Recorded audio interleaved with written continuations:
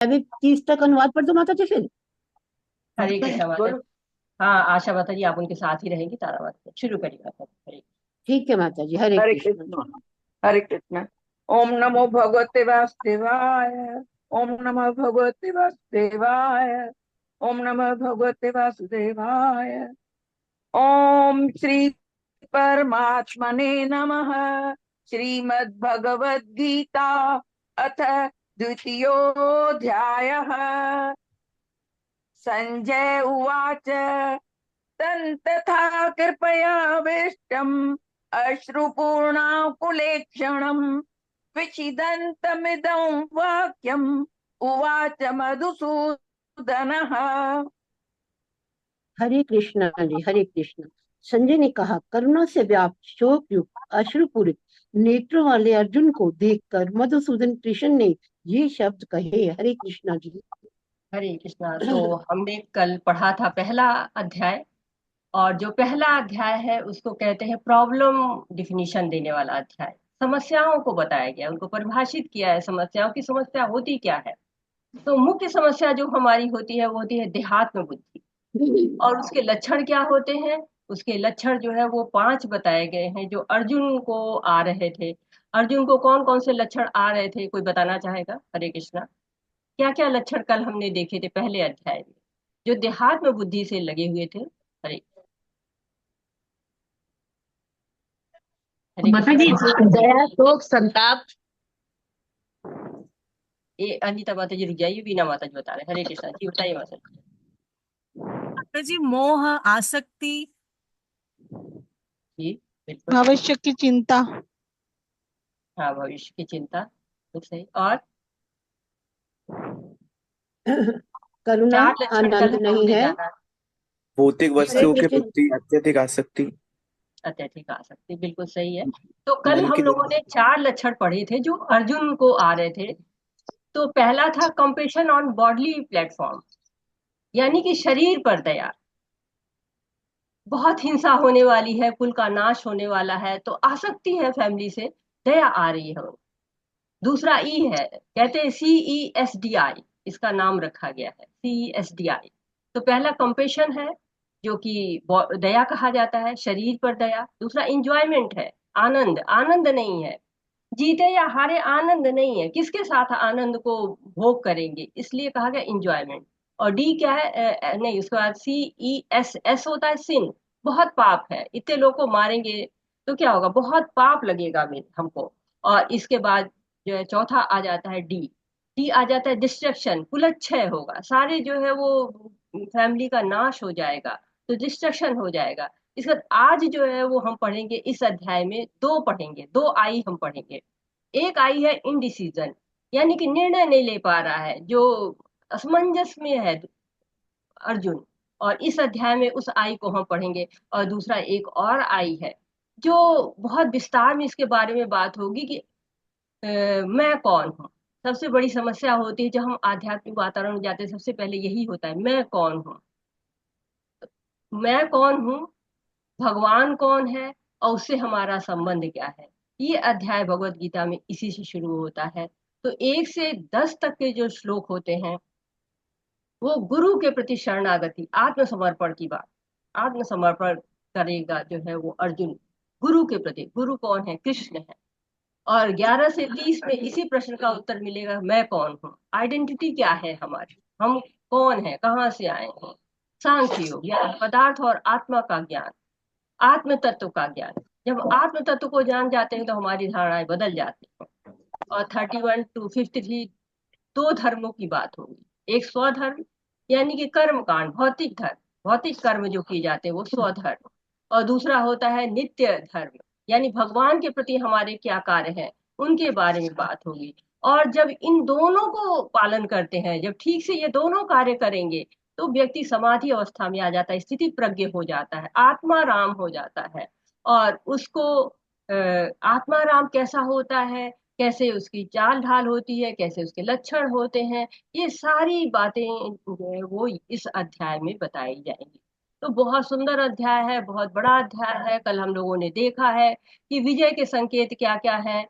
तो हनुमान जी ध्वजा पर विराजमान है, माधव जी जो है माधव है साथ में, उनके साथ साथ लक्ष्मी जी हैं, और बहुत सुंदर से आते हैं भगवान, और अर्जुन आते हैं सफेद दाग रहित, और कृष्ण पंचजंग शंख बजाते हैं, अर्जुन देवदत्त शंख बजाते हैं, युधिष्ठिर अनंत विजय बजाते हैं, भीम पौंड्रू बजाते हैं, नकुल सुघोष बजाते हैं, और सहदेव पुष्पक शंख बजाते हैं। अब इस अध्याय को हम समझने की कोशिश करते हैं, और इस अध्याय में जब हम दुविधाओं को देख रहे हैं, अर्जुन का विषाद देख रहे हैं, शोकग्रस्त है, अश्रुपूरित है, करुणा से भरे हुए हैं, और कृष्ण की तरफ देख देख के मधुसूदन नाम से पुकार रहे हैं, तो ये जो अध्याय है बहुत सुंदर अध्याय है। अर्जुन युद्ध नहीं चाहता था, तो गांडीव रख के बैठ जाता है। ये क्या है? ये एक तरह से ये है कि वो माया की तरफ है, माया को का कार्य करे कि कृष्ण का कार्य करे। अब ये असमंजस है, तो अर्जुन ने माया को चुना है, यानी कि गांडीव रख दिया है, अब उसको युद्ध नहीं करना है। ये गांडीव को रख के समझ में आता है। तो अब क्या कहते हैं? हरे कृष्णा, पहली बार भगवान के दर्शन हो रहे हैं। भगवान वाच, माता जी स्क्रीन चली गई आपकी। हरे हरे कृष्ण। जी श्री माता जी। भगवानुवाच कुतस्त्वाकशमलमिदं विषमे समुपस्थितम् अनार्यजुष्टमस्वर्ग्यम् अकीर्तिकरमर्जुन। हरे कृष्णा जी। श्री माता जी भगवान ने नेट कहा, नेट हे तो बहुत अर्जुन। परेशान कर रहा है माता जी। डगमगा रहे रोक थे, दीजिए माता जी, मैं शेयर कर रही हूँ, स्क्रीन करूंगी डगमगा रही, आप। आप देख रही होगी स्क्रीन डगमगा रही कितनी। जी माता जी, स्क्रीन तो आपकी जगमग जगमगा रही है। जबरदस्ती कर रही हूँ, लेकिन वो बार बार देखो आपको समझा रहा है, मैं कुछ नहीं टीवी पे हाथ तो नहीं लगा रही कहने को, फिर भी अपने आप भाग रही है। स्टॉप कर जी दूं माता माता जी? श्री भग तो बीच में पढ़िए। डिस्टर्बेंस होगा, वो कुछ भी नहीं आ रहा, कुछ भी नहीं आ रहा, कॉपी करनी पड़ेगी माता जी, डिस्टर्बेंस होगा इसमें से क्या फायदा। हमारे इधर बहुत ही नेट इशू होती है माता जी, बहुत ही नेट इशू। ये बारिश की वजह से बहुत नेट प्रॉब्लम दे रहा है, नहीं हो रहा ठीक, नहीं हो रहा। मैंने कितनी कोशिश करी है, कब से तब से शुरू किया, तब से ऐसे ही चल रहा है। मुझे माता जी क्या सोच रही है फोन में, जरा सा काम नहीं कर हरे सकती। कृष्णा प्रभु जी, आप करें शेयर। हरे कृष्णा माता जी, मैं क्या है एक्चुअली ट्रेवलिंग में हूँ। अच्छा अच्छा अच्छा। ट्रेन में ट्रेवल कर रहा हूँ। मैं तो अत्री मथुरा माता जा जी, रहा हूँ, अत्री हैदराबाद। माता जी क्या, तो अत्री माता जी कर देंगी, माता जी कर लेती हैं। अत्री माता जी, हरे हरे कृष्ण। कृष्ण माता जी। आप कर दोगे माता जी क्या? माता जी मैं तो मोबाइल से कर पाऊंगा माता जी। मोबाइल से? माता जी मेरे पास बुक है। मेरे पास तो लैपटॉप नहीं है ना। हाँ, अच्छा आप लैपटॉप नहीं, मैं करती हूँ, फिर ट्राई करती हूँ, अगर कोई नहीं कर पा रहा तो। कब कब गड़बड़ हो जाता है, जरूरी तो उनके लिए चालू करके करूँगा तो टाइम बहुत लगेगा, बर्बाद हो जाएगा।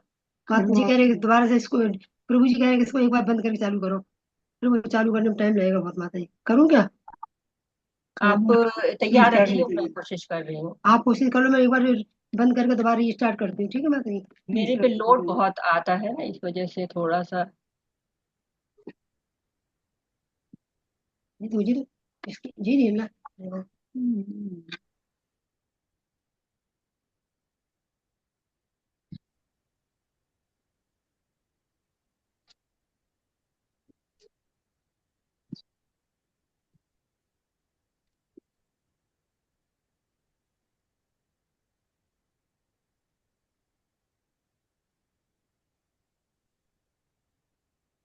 हाँ, पढ़िए माता जी।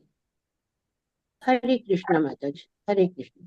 श्री भगवान ने कहा, हे अर्जुन, तुम्हारे मन में ये कल्मश आया कैसे? ये उस मनुष्य के लिए तनिक भी अनुकूल नहीं है जो जीवन के मूल्य को जानता हो। इससे उच्च लोक की नहीं, अपितु अपयश की प्राप्ति होती है। हरे कृष्ण जी। हरे कृष्णा माता जी। तो क्या कह रहे हैं कि अर्जुन से भगवान कह रहे हैं। यहाँ पर भगवान के बारे में बात की गई है कि भगवान कौन है। बड़ा अच्छा वर्णन किया गया है भगवान का यहाँ पर कि भगवान है कौन। और भगवान वो है जिनके पास षट ऐश्वर्य है। षट ऐश्वर्य जिनके पास होते हैं वो भगवान होते हैं। हम लोगों ने लेवल 1 में पढ़ा हुआ है कि जिनके पास 6 ऐश्वर्य होते हैं। कौन कौन से ऐश्वर्य होते हैं, कोई बताना चाहेगा? मैं बोलूं माता जी? बोलिए समस्त माँ। धन, शक्ति, यश, सौंदर्य, ज्ञान तथा त्याग से युक्त। हरे कृष्ण। हरे कृष्ण माता। तो उनके पास षट ऐश्वर्य जिसके पास होते हैं, जिसके पास 16 कलाएं होती हैं और साथ ही 64 गुण होते हैं और पर्याप्त मात्रा में होते हैं, उनको भगवान कहा जाता है। भगवान की यही डेफिनेशन है।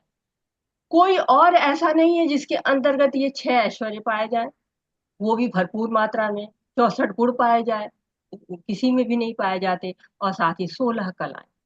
तो परम सत्य की यहाँ पर श्रीमद् भागवतम में परिभाषा दी गई है। वदंती तत्त्वविदस्तत्त्वम् यज्ञानम अद्वयम् ब्रह्मेति परमात्मेति भगवानीति शब्दते। तो परम सत्य को 3 तरह से हम जान सकते हैं। 3 अवस्थाओं में जाना जाता है, एक ब्रह्म के रूप में, एक परमात्मा के रूप में और तीसरा जो है वो भगवान के रूप में। और इसको समझने के लिए अगर साधारण भाषा में हम कहते हैं तो जैसे कि हम पहाड़ को देखते हैं तो बहुत दूर से हमको पहाड़ केवल एक ट्रायंगल जैसा दिखता रहता है। ट्रायंगल से बना, ट्रेन से देखिए पहाड़ को, ट्रायंगल ट्रायंगल दिखता रहता है। नजदीक जाते हैं, देखते हैं उसमें जो है कुछ पौधे वौधे लगे हैं, बहुत ऊपर एक मंदिर बना हुआ है और उस मंदिर के ऊपर एक जो है वो ध्वजा फहरा रही है, दिखाई पड़ता है। जब हम उससे और नजदीक जाते हैं तो हमें वहां पे दिखाई पड़ता है कि अरे यहाँ पर तो बहुत चीजें हैं, लोग मंदिर में आ जा रहे हैं, प्रसादम जो है वो वितरित हो रहे हैं, कई तरह की चीजें दिखाई दे रही है। तो कह रहे हैं भगवान की कुलस्त्वा कलश कशमलम। अर्जुन, ये कलमश आया कहाँ से तुम्हारे अंदर? अनार्य जुष्टम, ऊंचे कुल के हो और अनार्यों जैसे व्यवहार कर रहे हो। अकीर्ति करम, कीर्ति को घटाने वाला है, कुल के यश को कम करने वाला है। अस्वर्गयम, स्वर्ग नहीं जा सकोगे तुम, उच्च लोक को नहीं जा सकोगे। तो भगवान बता रहे हैं कि छत्री होके तुम इस तरह से कार्य नहीं कर सकते हो। हरे कृष्ण माता जी, पढ़िए। हरे कृष्ण। कलेभ्यं मात्मगम पार्थ नैतद्व्युपपद्यते शूद्रं हृदय दौर्बल्यं त्यक्त्वोत्तिष्ठ परन्तप। हरे कृष्णा जी। हे पृथा पुत्र, इस हीन नपुंसकता को प्राप्त मत हो, ये तुम्हें शोभा नहीं देती है। हे शत्रुओं के दमन करता, हृदय की शुद्ध शुद्ध दुर्बलता को त्याग कर युद्ध के लिए खड़े हो। हरे कृष्ण जी। हरे कृष्ण। तो पार्थ, पृथा पुत्र हो तुम, याद दिला रहे हैं भगवान कि तुम पृथा पुत्र हो, तुम वीर माता के पुत्र हो। ये दुर्बलता आ कहाँ से गई तुम्हारे अंदर? त्यागो इस हृदय की दुर्बलता को। परंतप हो तुम, शत्रुओं का दमन करने वाले हो। हम भी ऐसे ही सोचते हैं, हमारे अंदर भी बहुत दुर्बलताएं होती है। जप है, हमसे नहीं हो पाएंगे, ये आरती हमसे नहीं हो पाएगी, हम कैसे ये सब भगवान की सेवा कैसे कर पाएंगे? तो ये हृदय की दुर्बलताएं हैं। हृदय की दुर्बलताओं को त्याग कर ही हम शुद्धता को प्राप्त कर सकते हैं, भगवान को प्राप्त कर सकते हैं। हरे हरे कृष्ण। अर्जुन उवाच कथं भीष्ममहं संख्ये द्रोणं च मधुसूदन ऋषिभिः प्रतियोत्स्यामि पूजार्हावरिसूदन। अर्जुन ने कहा, हे शत्रुहंता, हे मधुसूदन, मैं युद्ध भूमि में किस तरह भीष्म तथा द्रोण जैसी पूजनीय व्यक्तियों पर उलटकर बाण चलाऊंगा। हरे कृष्णा जी। हरे कृष्णा। तो कह रहे कि मैं कैसे गुरु हंता बन जाऊं, कैसे मैं कुल हंता बन जाऊं? गुरु पूजनीय है, जो हमारे पितामह है पूजनीय है। गुरु से तो ये तक कहा जाता है कि वाणी से भी युद्ध नहीं कर सकते, और मैं तो प्रत्यक्ष युद्ध करने जा रहा हूँ। तो तरह तरह के तर्क दे रहे हैं अर्जुन, बिल्कुल भी वो युद्ध करना नहीं चाहते हैं। हरे कृष्णा। हरे कृष्ण। गुरून् हत्वा हि महानुभावान् श्रेयो भोक्तुं भैक्ष्यमपीह लोके हत्वार्थकामास्तु गुरूनिहैव भुञ्जीय भोगान् रुधिरप्रदिग्धान्। ऐसे महापुरुषों को, जो मेरे गुरु हैं, उन्हें मारकर जीने की अपेक्षा इस संसार में भीख मांगकर खाना अच्छा है। भले ही वे संसारिक लाभ के इच्छुक हों, किंतु है तो गुरुजन ही। यदि उनका वध होता है तो हमारे द्वारा भोग्य प्रत्येक वस्तु उनके लिए रक्त से सनी होगी। हरे कृष्णा जी। हरे कृष्णा। तो आप देख रहे हैं 1 से 10 श्लोक तक लगातार गुरु की महिमा चल रही है। गुरु हमारे जो है वो जीवन के तारनहार है, बिना गुरु के गति नहीं कहते हैं। और गुरु का वध करना किस तरह से, मैं जो भी भोग करना चाहूंगा वो सब क्या होगा, रक्त से, गुरुओं के रक्त से सना होगा। तो मैं उसका भोग किस तरह से कर पाऊंगा। बहुत ही कह रहे हैं कि मुझे तो मतलब मरना ही ज्यादा अच्छा दिख रहा है, जब अपने को दुख देकर सुख पाना उनको बिल्कुल भी गले से नहीं उतर रहा है अर्जुन के। हरे कृष्ण। न चेतद् विद्मग्नो गतरन्नो गरीयो यद्वा जयेम यदि वा नो जयेयुः यानेव हत्वा न जिजीविषाम तेव स्थिताभिर्मुखे धार्तराष्ट्राः। हम ये भी नहीं जानते कि हमारे लिए क्या श्रेष्ठ है, उनको जीतना या उनके द्वारा जीते जाना। यदि हम धृतराष्ट्र के पुत्रों का वध कर देते हैं तो हमें जीवित रहने की आवश्यकता नहीं है, फिर भी ये युद्ध भूमि में हमारे समक्ष खड़े हैं। हरे कृष्णा जी। हरे कृष्णा। तो अर्जुन नहीं जानते हैं कौन सी स्थिति श्रेष्ठ है, बिल्कुल शोक में है। कौरव जीत जाए तो अच्छा होगा कि हम जीत जाए तो भी अच्छा होगा। अगर हम जीत भी गए तो ये सब लोग हमारे साथ नहीं रहेंगे। सोच सोच के अकुला रहे हैं अर्जुन। हरे हरे कृष्ण। कार्पण्य दोषोपहत स्वभाव पृच्छामि त्वां धर्म समूढ़ चेताः यच्छ्रेयस्यानिश्चितं ब्रूहि तन्मे शिष्यस्तेऽहं चाभिमान् त्वां प्रपन्नम्। अब मैं अपनी कृपण दुर्बलता के कारण अपना कर्तव्य भूल गया हूँ और सारा धैर्य खो चुका हूँ। ऐसी अवस्था में मैं आपसे पूछ रहा हूँ कि जो मेरे लिए श्रेष्ठकर हो उसे निश्चित रूप से बताएं। अब मैं आपका शिष्य हूँ और आपका शरणागत हूँ, कृपया मुझे उपदेश दें। हरे कृष्ण जी। हरे कृष्णा।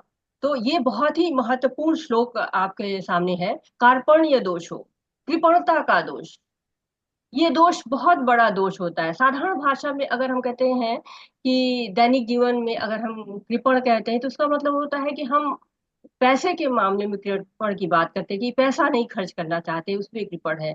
लेकिन यहाँ पर कृपण का दूसरा मतलब है। तो भगवत गीता यहाँ से बिल्कुल नया मोड़ ले रही है। अर्जुन योद्धा है, युद्ध करना उनको आता है, लेकिन वो कैसे युद्ध करे ये नहीं पूछ रहे, वो जानना चाहते हैं कि हमें जो हम कार्य कर रहे हैं इसका क्या उद्देश्य है। भगवत गीता इसी बात का उत्तर देती है। भगवत गीता युद्ध करना नहीं सिखाती है, हमको सही गलत का भेद करना सिखाती है। जब भी हम अनिर्णय की स्थिति में आ जाए तो गुरु साधु और शास्त्र की मदद लें। अर्जुन के भाव से भगवत गीता को पढ़ना चाहिए हमको। तो जो बताया गया है यहाँ पर कि कृपण कौन है, जो श्लोक है इसमें तात्पर्य में बताते हैं प्रभुपाद जी की कृपण जो है यह सोचता है कि वो अपने परिवार को मृत्यु से कैसे बचा सकता है, अथवा यह सोचता है कि उसका परिवार या समाज उसे मृत्यु से बचा सकता है। ऐसी पारिवारिक आसक्ति। जो कृपण क्या होता है, जो उसके पास है, देहात्म बुद्धि में पड़ जाए, जो उसके पास है वो खर्च नहीं करना चाहता है। यानी कि वो मानव जीवन की समस्याओं का हल नहीं कर सकता है और आत्म साक्षात्कार के विज्ञान को समझे बिना कुकर शुकर की भांति इस संसार को त्याग कर चला जाता है। तो कृपण लोगों की ये विशेषताएं मानी गई हैं।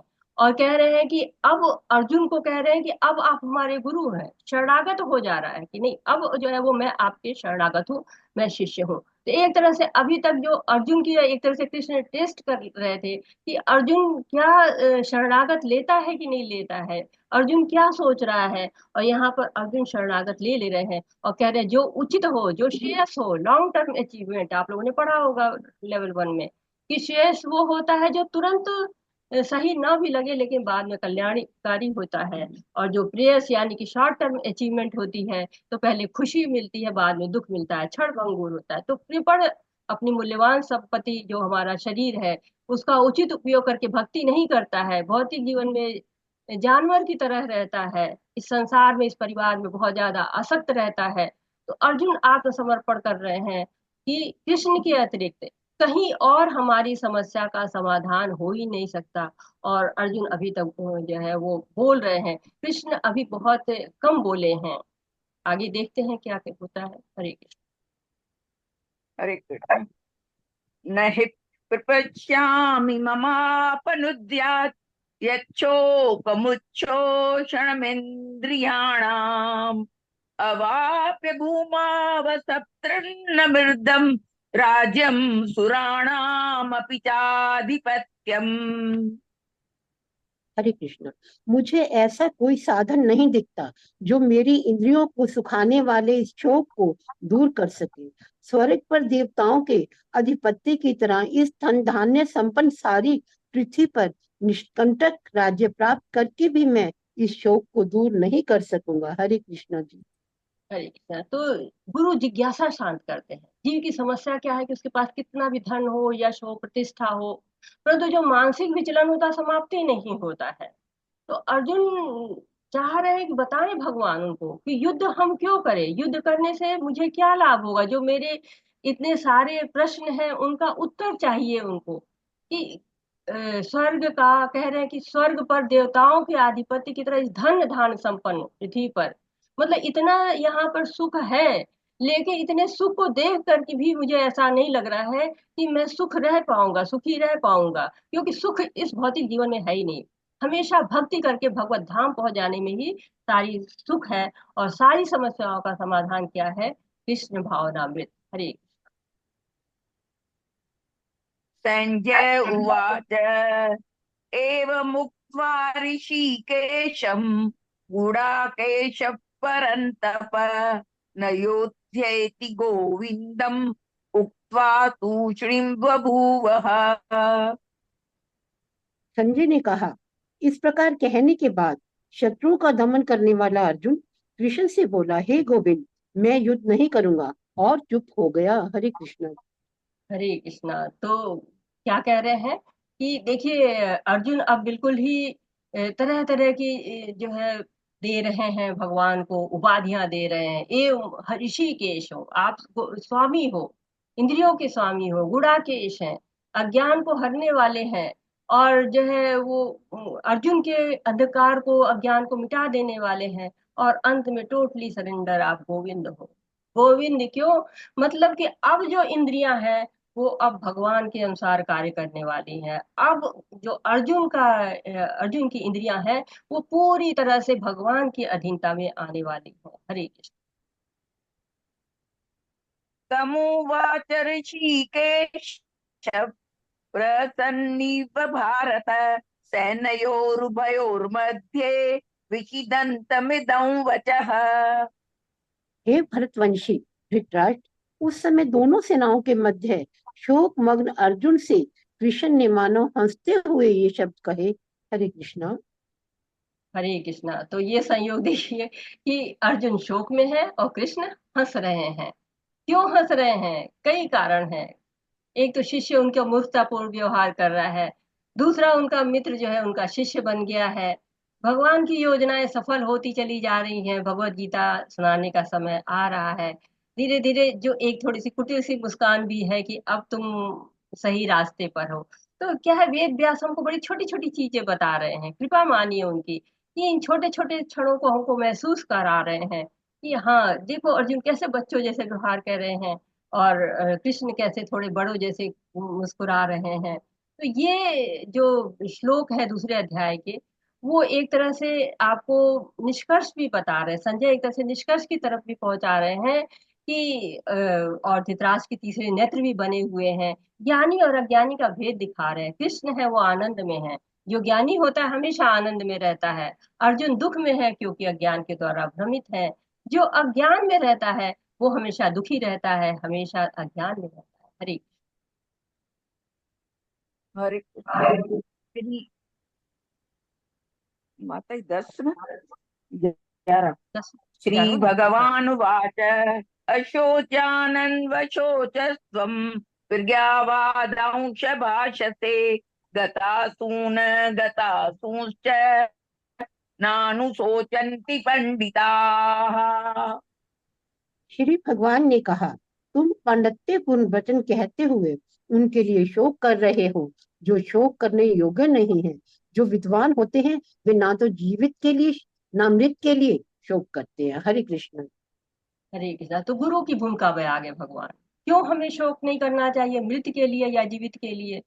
तो एक तरह से अब हम सांख्य योग की तरफ आ गए हैं। 11वें से 30वें तक भगवान जो है वो सांख्य योग का वर्णन करते हैं। और सांख्य योग क्या बताता है हमें? हमें बताता है आत्मा का ज्ञान, परमात्मा का ज्ञान, पदार्थ का ज्ञान, और इस सब का विश्लेषण करता है। तो गतासून जिनके प्राण चले गए हैं और अगतासून जिनके प्राण नहीं गए हैं, तो इन सब के बारे में बता रहे हैं कि शरीर क्या है, आत्मा का आवरण है, देहांतरण करता है। वो पूर्व जन्म के जो पाप पुण्य होते हैं उनके अनुसार उसको नई नई योनियां मिलती रहती हैं। तो विद्वान लोग किसी के लिए शोक नहीं करते हैं। हरे कृष्णा। हरे कृष्ण। न त्वेवाहं जातु नासन् न त्वन्ने मे जनाधिपाः न चैव न भविष्यामः सर्वे वयमतः परम्। ऐसा कभी नहीं हुआ कि मैं ना रहा हूं या तुम ना रहे हो, अथवा ये समस्त राजा ना रहे हो, और ना ऐसा है कि भविष्य में हम लोग नहीं रहेंगे। हरे कृष्ण। हरे कृष्णा। तो ये कोई नई बात नहीं है, ये हमेशा ही रहे हैं। जो दो बातें भगवान जो है कृष्ण कह रहे हैं कि मायावादी कहते हैं कि जीव और भगवान एक है और जीव जो है वो निराकार ब्रह्म में विलीन हो जाता है। जबकि भगवान कह रहे हैं कि जीव भी है भगवान भी है, दोनों अलग अलग हैं, आत्मा और परमात्मा, और हमेशा शाश्वत रहे हैं। ऐसा कभी नहीं रहा है कि मैं न रहूं या तुम न रहो, दोनों रहेंगे। तो कहते हैं कि जो जीवित है उसके अंदर और अजीवित में एक फर्क ही होता है कि उसके अंदर आत्मा चेतना के रूप में होती है। जब तक कार है उसमें ड्राइवर नहीं होगा तब तक जो है कार नहीं चल सकती है। उसी तरह से जब तक आत्मा न हो तब तक जो है वो शरीर नहीं चल सकता है। हरे कृष्ण। देहिनोऽस्मिन् यथा देहे कौमारं यौवनं जरा तथा देहांतर प्राप्तिर्धीरस्तत्र न मुह्यति। जिस प्रकार शरीरधारी आत्मा इस वर्तमान शरीर में बाल्यावस्था से तरुणावस्था और फिर वृद्धावस्था से निरंतर अग्रसर होता रहता है, उसी प्रकार मृत्यु होने पर आत्मा दूसरे शरीर में चला जाता है। धीर व्यक्ति ऐसे परिवर्तन से मोह को प्राप्त नहीं होता। हरे कृष्ण जी। हरे कृष्णा। तो आत्मा सबके हृदय में निवास करती है। सर्वस्व चाहम हृदय सन्निविष्टो। जैसे एक चिड़िया है, एक पिंजरे में है, यदि हम पिंजरे की देखभाल करेंगे तो चिड़िया को भोजन पानी नहीं देंगे तो चिड़िया मर जाएगी। वैसे ही यदि हम आत्मा की देखभाल नहीं करेंगे तो आत्मा जब तक शरीर में है उसमें परिवर्तन भी होता रहेगा और आत्मा का विकास नहीं होगा। आत्मा वैसे ही रहेगी, परिवर्तन शरीर का होता रहेगा, क्षय परिवर्तन होता रहेगा, जन्म लेगा, बढ़ेगा, कुछ काल तक रहेगा, कुछ परिणाम उत्पन्न करेगा, कुछ क्षीण हो जाएगा और अंत में समाप्त हो जाएगा। लेकिन आत्मा वैसे की वैसी भी होती है, परिवर्तन उसमें नहीं होता है। नारद जी कहते हैं भागवतम में कि आत्मा किससे जुड़ती है? माँ बाप से जो जन्म देते हैं, परिवार से जो हमेशा साथ रहता है, मित्र जो खुशी देते हैं, या फिर जीव जंतु से, या फिर अग्नि जो शरीर को भस्म कर देती है। तो आत्मा इन सब में नहीं रहती है। जुड़ती किससे है जाके? भगवान कृष्ण से जुड़ती है, कृष्ण के साथ खुश रहती है। इसीलिए हरे कृष्ण महामंत्र का जब जाप करते हैं तो हमारी आत्मा प्रसन्न रहती है। और जब मृत्यु होती है तो यही आत्मा जो है वो दूसरी शरीर में चली जाती है, दूसरा शरीर धारण कर लेती है। और जो लोग धीर तत्र न मुह्यते, जो धीर लोग होते हैं वो लोग इस परिवर्तन से उनको कोई भी आसक्ति नहीं होती है, उनको कोई भी परिवर्तन उससे नहीं होता है। हरे कृष्ण। मात्रास्तु परशास्तु कौन्तेय शीतोषण सुख दुःखदाः आगमापायिनो नित्यास्तास्तितिक्षस्व भारत। हे कुंती पुत्र, सुख तथा दुख का क्षणिक उदय तथा कालक्रम में उनका अंतर ध्यान होना सर्दी या गर्मी की ऋतुओं के आने जाने के समान है। हे भरतवंशी, वे इंद्रिय बोध से उत्पन्न होते हैं और मनुष्य को चाहिए कि अविचल भाव से उनको सहन करना सीखे। हरे कृष्ण जी। हरे कृष्णा। तो ये हमेशा होता ही रहता है। जो है बदलता रहता है। अविचल भाव से सीखना चाहिए कि अविचल भाव से कैसे रह सकते हैं। ये जो श्लोक है ये बहुत ही अच्छा श्लोक है। शीतोष्ण सुख दुखदा, इसको सबको सहन करना आना चाहिए। तो एक राजा थे, उनके यहाँ एक व्यक्ति था, वो हमेशा सुखी रहता था, खुश रहता था। उसको राजा ने पूछा कि तुम इतना खुश कैसे रहते हो? कहा कि मेरे पास अंगूठी है एक, उस अंगूठी से मैं सुख ही रहता हूँ। कहते वो अंगूठी से सुख प्राप्त कर लेते हो? कहे हाँ, उस अंगूठी से मैं सुख प्राप्त कर लेता हूँ। तो कहते कैसे? कहे कि जो अंगूठी पे कुछ लिखा हुआ है। कहे क्या लिखा हुआ है? कोई बताएगा उस अंगूठी पे क्या लिखा हुआ था? हरे कृष्णा। राम। उस अंगूठी पे लिखा हुआ था सहन करना सीखिए। तो वो जो सुख पड़े चाहे दुख पड़े, जैसा भी अवस्था में रहता था, सुखी रहता था। अरे, सहन करना पड़ता है ना, चाहे शीत हो, गर्मी हो, सुख हो, दुख हो, ये द्वंद्व दुनिया में आते ही रहेंगे। हरे कृष्ण। यम ही न व्यथयन्ते ते पुरुषं पुरुषर्षभ सम दुःख सुखं धीरम सो मृतत्वाय कल्पते। हे पुरुष श्रेष्ठ अर्जुन, जो पुरुष सुख तथा दुख में विचलित नहीं होता और इन दोनों में संभाव रहता है, वह निश्चित रूप से मुक्ति के योग्य है। हरे कृष्ण जी। हरे कृष्णा। तो ये कहते हैं ना कि जो इंद्रियां होती हैं हमारी, ये तौलती रहती हैं, कितना सुख है कितना दुख है, क्या खाएंगे, इससे स्वादिष्ट क्या होगा, ये मतलब भ्रमित होती रहती हैं। जबकि जो लोग धीर पुरुष होते रहते हैं, वो हमेशा कभी भी विचलित नहीं होते हैं, समभाव रहते हैं।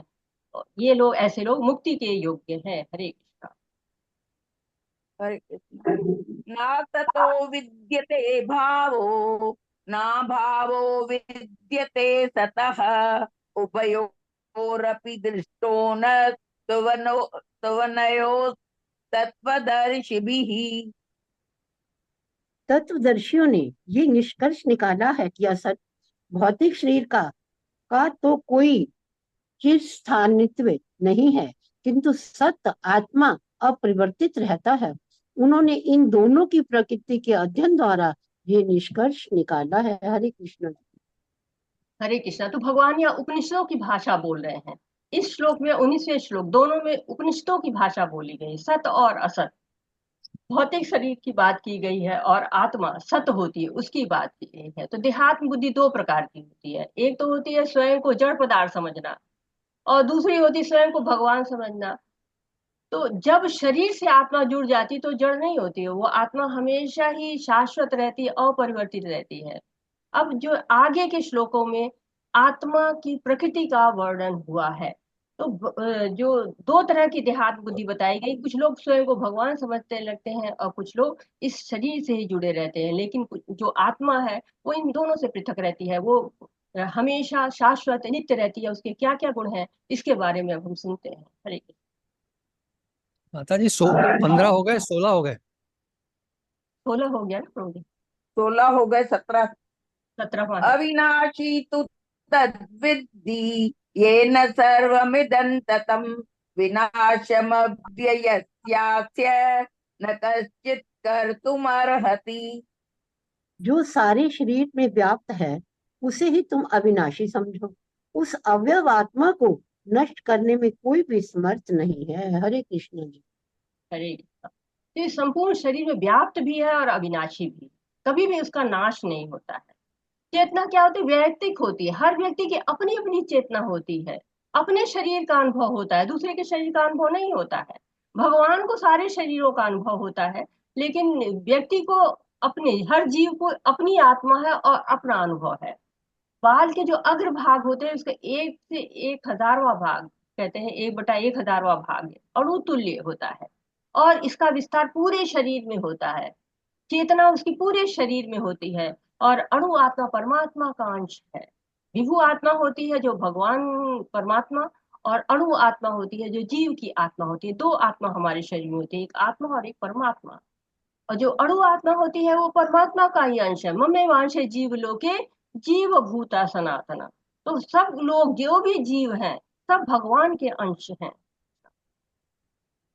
हरे कृष्ण। अंतवंत इमे देहा नित्ययोक्ता शरीरिणः अनाशिनो प्रेमे यस्य तस्मात् युध्यस्व भारत।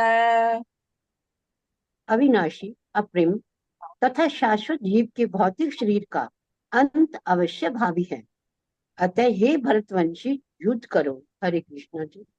हरे कृष्णा। तो आत्मा की विशेषता बताई जा रही है कि आत्मा क्या है। आत्मा अविनाशी है, अप्रमेय है। अविनाशी मतलब नाश नहीं हो सकता, नित्य है। अप्रमेय माया जिसको नहीं जान सकती, उसको माप ही नहीं सकते, उसको कहते हैं अप्रमेय, जो नापा नहीं जा सकता, मापा नहीं जा सकता है, विनाश नहीं हो सकता है, लेकिन अंत निश्चित है शरीर का, आत्मा का नहीं। आप इस शरीर को चाहे जितना साबुन तेल लगाओ, कितना भी कॉस्मेटिक प्रयोग करो, इसका विनाश होना ही होना है। तो भगवान कहते हैं कि तुम भले ही इस कौरों के शरीरों को देख रहे हो, लेकिन इनका तो विनाश होना ही होना है। आप युद्ध करें या ना करें, आप इनको मारे या ना मारे, इनका तो नाश निश्चित है। हरे कृष्ण। हरे कृष्ण। य एनं वेति हन्तारं यश्चैनं मन्यते हतम् उभौ तौ न विजानीतो नायं हन्ति न हन्यते। जो इस जीवात्मा को मारने वाला समझता है तथा जो इसे मरा हुआ समझता है, वे दोनों ही अज्ञानी हैं, क्योंकि आत्मा ना तो मारता है और ना मारा जाता है। हरे कृष्ण जी। हरे कृष्ण। तो आत्मा मरती ही नहीं, सारे वैदिक शास्त्र करते हैं। हमारे भी अनुभव होता है कि जब किसी का जो है जीवन चला जाता है तो क्या कहते हैं, वो चला गया। कौन चला गया? वो आत्मा ही होती है जो चली जाती है। आत्मा शरीर के होने वाले विकार से एकदम अलग है। कहा गया है कि जायते स्थिता विपर्यते वर्धते अभिक्षयते विनश्यते। तो जो आत्मा को अशाश्वत और शरीर को शाश्वत मानता है, वो दोनों ही अज्ञानी है। ऐसा भगवत गीता में और जो है और भी शास्त्रों में लिखा हुआ है। हरे हरे कृष्ण। न जायते म्रियते न जायते म्रियते वा कदाचिन् नायं भूत्वा भविता वा न भूयः अजो नित्य शाश्वतोऽयं पुराणो न हन्यते हन्यमाने शरीरे। आत्मा के लिए किसी भी काल में ना तो जन्म है ना मृत्यु। वह ना तो कभी जन्मा है ना जन्म लेता है और ना जन्म लेगा। वह अजन्मा, नित्य, शाश्वत तथा पुरातन है। शरीर के मारे जाने पर वह मारा नहीं जाता। हरे कृष्ण जी। हरे कृष्ण। तो क्या कह रहे हैं कि ध्रुव जन्म मृतस्य च, जिसने जन्म लिया यह ध्रुव सत्य है कि उसकी मृत्यु निश्चित है। लेकिन ये शरीर का है कि उसका जन्म और मृत्यु होती है या विनाश होता है उसका। लेकिन आत्मा न जन्म लेती है न मरती है, वो सच्चिदानंद स्वरूप है, सच्चिदानंद विग्रह है। हम भगवान से गुणात्मक रूप से तो एक हैं। हमारे अंदर गुण है भगवान के, लेकिन कम मात्रा में है। मात्रा जो है वो अलग होती है, वो एक मात्रा नहीं होती है। इसलिए कहते हैं कि आत्मा के गुणों के बारे में भगवान वर्णन कर रहे हैं कि ये आत्मा इस शरीर में रहती है और परमात्मा भी रहते हैं, दोनों एक शरीर रूपी वृक्ष में विद्यमान रहते हैं। और जो आत्मा होती है कच्चे फल पके फल खाती रहती है, यानी कि वो सुख और दुख को झेलती रहती है, लेकिन फिर भी वो इस माया में मगन रहती है। हरे कृष्ण। हरे कृष्ण। वेदा विनाशिनं नित्यं य एनमजमव्ययम् कथं स पुरुष पार्थ कम घातयति हन्तिकम्। हे पार्थ, जो व्यक्ति ये जानता है कि आत्मा विनाशी, अजन्मा, शाश्वत तथा अव्यय है, वे भला किसी को कैसे मार सकता है या मरवा सकता है। हरे कृष्ण जी। हरे कृष्ण। तो भगवान कह रहे हैं कि ये सोच लीजिए कि आत्मा का क्षय होता है, ये तो अज्ञानी का काम है। तो आप न किसी को मार सकते हैं, न आप किसी को जीवित कर सकते हैं। आत्मा ऐसे ही है ना, जैसे बच्चा है, खेलने जाता है, गंदा हो जाता है, फिर नहाता धोता है, फिर नया कपड़ा बदल लेता है। तो कपड़े बदलने से व्यक्ति नहीं बदलता है, वैसे आत्मा का गुण है, आत्मा भी मारी नहीं जाती है, मरता शरीर है। वेद कहते हैं माम हिष्याति सर्वभूतानाम, किसी भी जीव की हिंसा नहीं करनी चाहिए, ये निंद कर्म है। और हम शरीर को ही हिंसा कर सकते हैं, आत्मा की हिंसा हम नहीं कर सकते। हरे कृष्णा। हरे कृष्ण। वासांसि जीर्णानि यथा विहाय नवानि गृह्णाति नरोपराणि तथा शरीराणि विहाय जीर्णानि नैनानि संयाति नवानि देहि। जिस प्रकार मनुष्य पुराने वस्त्रों को त्याग कर नए वस्त्र धारण करता है, उसी प्रकार आत्मा पुराने तथा व्यर्थ के शरीरों को त्याग कर नवीन भौतिक शरीर धारण करता है। हरे कृष्ण जी। हरे कृष्णा। तो मनुष्य वस्त्र बदलता है। बहुत सुंदर उपमा दी है भगवान ने, बहुत बड़े जो है रहस्य को एकदम साधारण उपमा दे के समझा दिया है कि मनुष्य वस्त्र बदलता है और नए वस्त्र पहनता है, पुराने वस्त्र को त्याग देता है। वैसे ही आत्मा जो वस्त्र पुराना हो गया, शरीर उसके लिए पुराना वस्त्र है, नया शरीर धारण कर लेती है। वैसे भीष्म द्रोणाचार्य लोग तो पुराना शरीर हो गया, इनको इनको नया शरीर मिल जाएगा। तो आत्मा विभिन्न शरीरों में जाती है, विभिन्न शरीरों में प्रवास करती है। क्यों करती है? स्वतंत्र भोग की इच्छा होती है उसकी, भगवान को भूल जाता है, और भगवान को भूल करके जब वो भोगों में लिप्त हो जाता है तो उसको वैसी ही योनि मिल जाती है जैसे भोग की वो इच्छा करता है। तो इस शरीर के लिए शोक करना, ऐसा भगवान बता रहे हैं कि ये तो कोई ज्ञानी का काम नहीं है, ये कोई युक्ति संगत नहीं है। हरे कृष्णा। नैनं छिन्दन्ति शस्त्राणि नैनं दहति पावकः न चैनं कलेदयन्त्यापो न शोषयति मारुतः। यह आत्मा ना तो कभी किसी शस्त्र द्वारा खंड खंड किया जा सकता है, न अग्नि द्वारा जलाया जा सकता है, न जल द्वारा भिगोया या वायु द्वारा सुखाया जा सकता है। हरे कृष्ण जी। हरे कृष्णा। तो 23 से जो 25 श्लोक हैं वो आत्मा की विशेषताओं का वर्णन कर रहे हैं। आत्मा के गुण जानेंगे जब हम, तो हमारी दिशा और दृष्टिकोण चेंज हो जाएगा, सत्य से परिचय हो जाता है हमारा। जब शमशान भूमि में लोग जाते हैं तो क्या होता है, वहां पे लोग को सत्य से परिचय होता है। जब किसी की मृत्यु हो जाती है तब हमको लगता है हाँ ये तो कल तक था यहाँ पे, आज ये नहीं है। तो आत्मा जो चेतना है वो शरीर से चली जाती है। अकाट्य है आत्मा, न जला सकते हैं, न भिगो सकते हैं, न सुखाया जा सकता है। आत्मा के कई गुण हैं। जब उसको कुछ जगहों पे जलाया जाता है तो भी आत्मा नहीं जलती है, शरीर जलता है। और उसको किसी भी तरह से आत्मा का जो है क्षरण हो ही नहीं सकता, हम चाहे जितनी युक्तियां लगा दे, चाहे जितने जतन कर। हरे कृष्ण।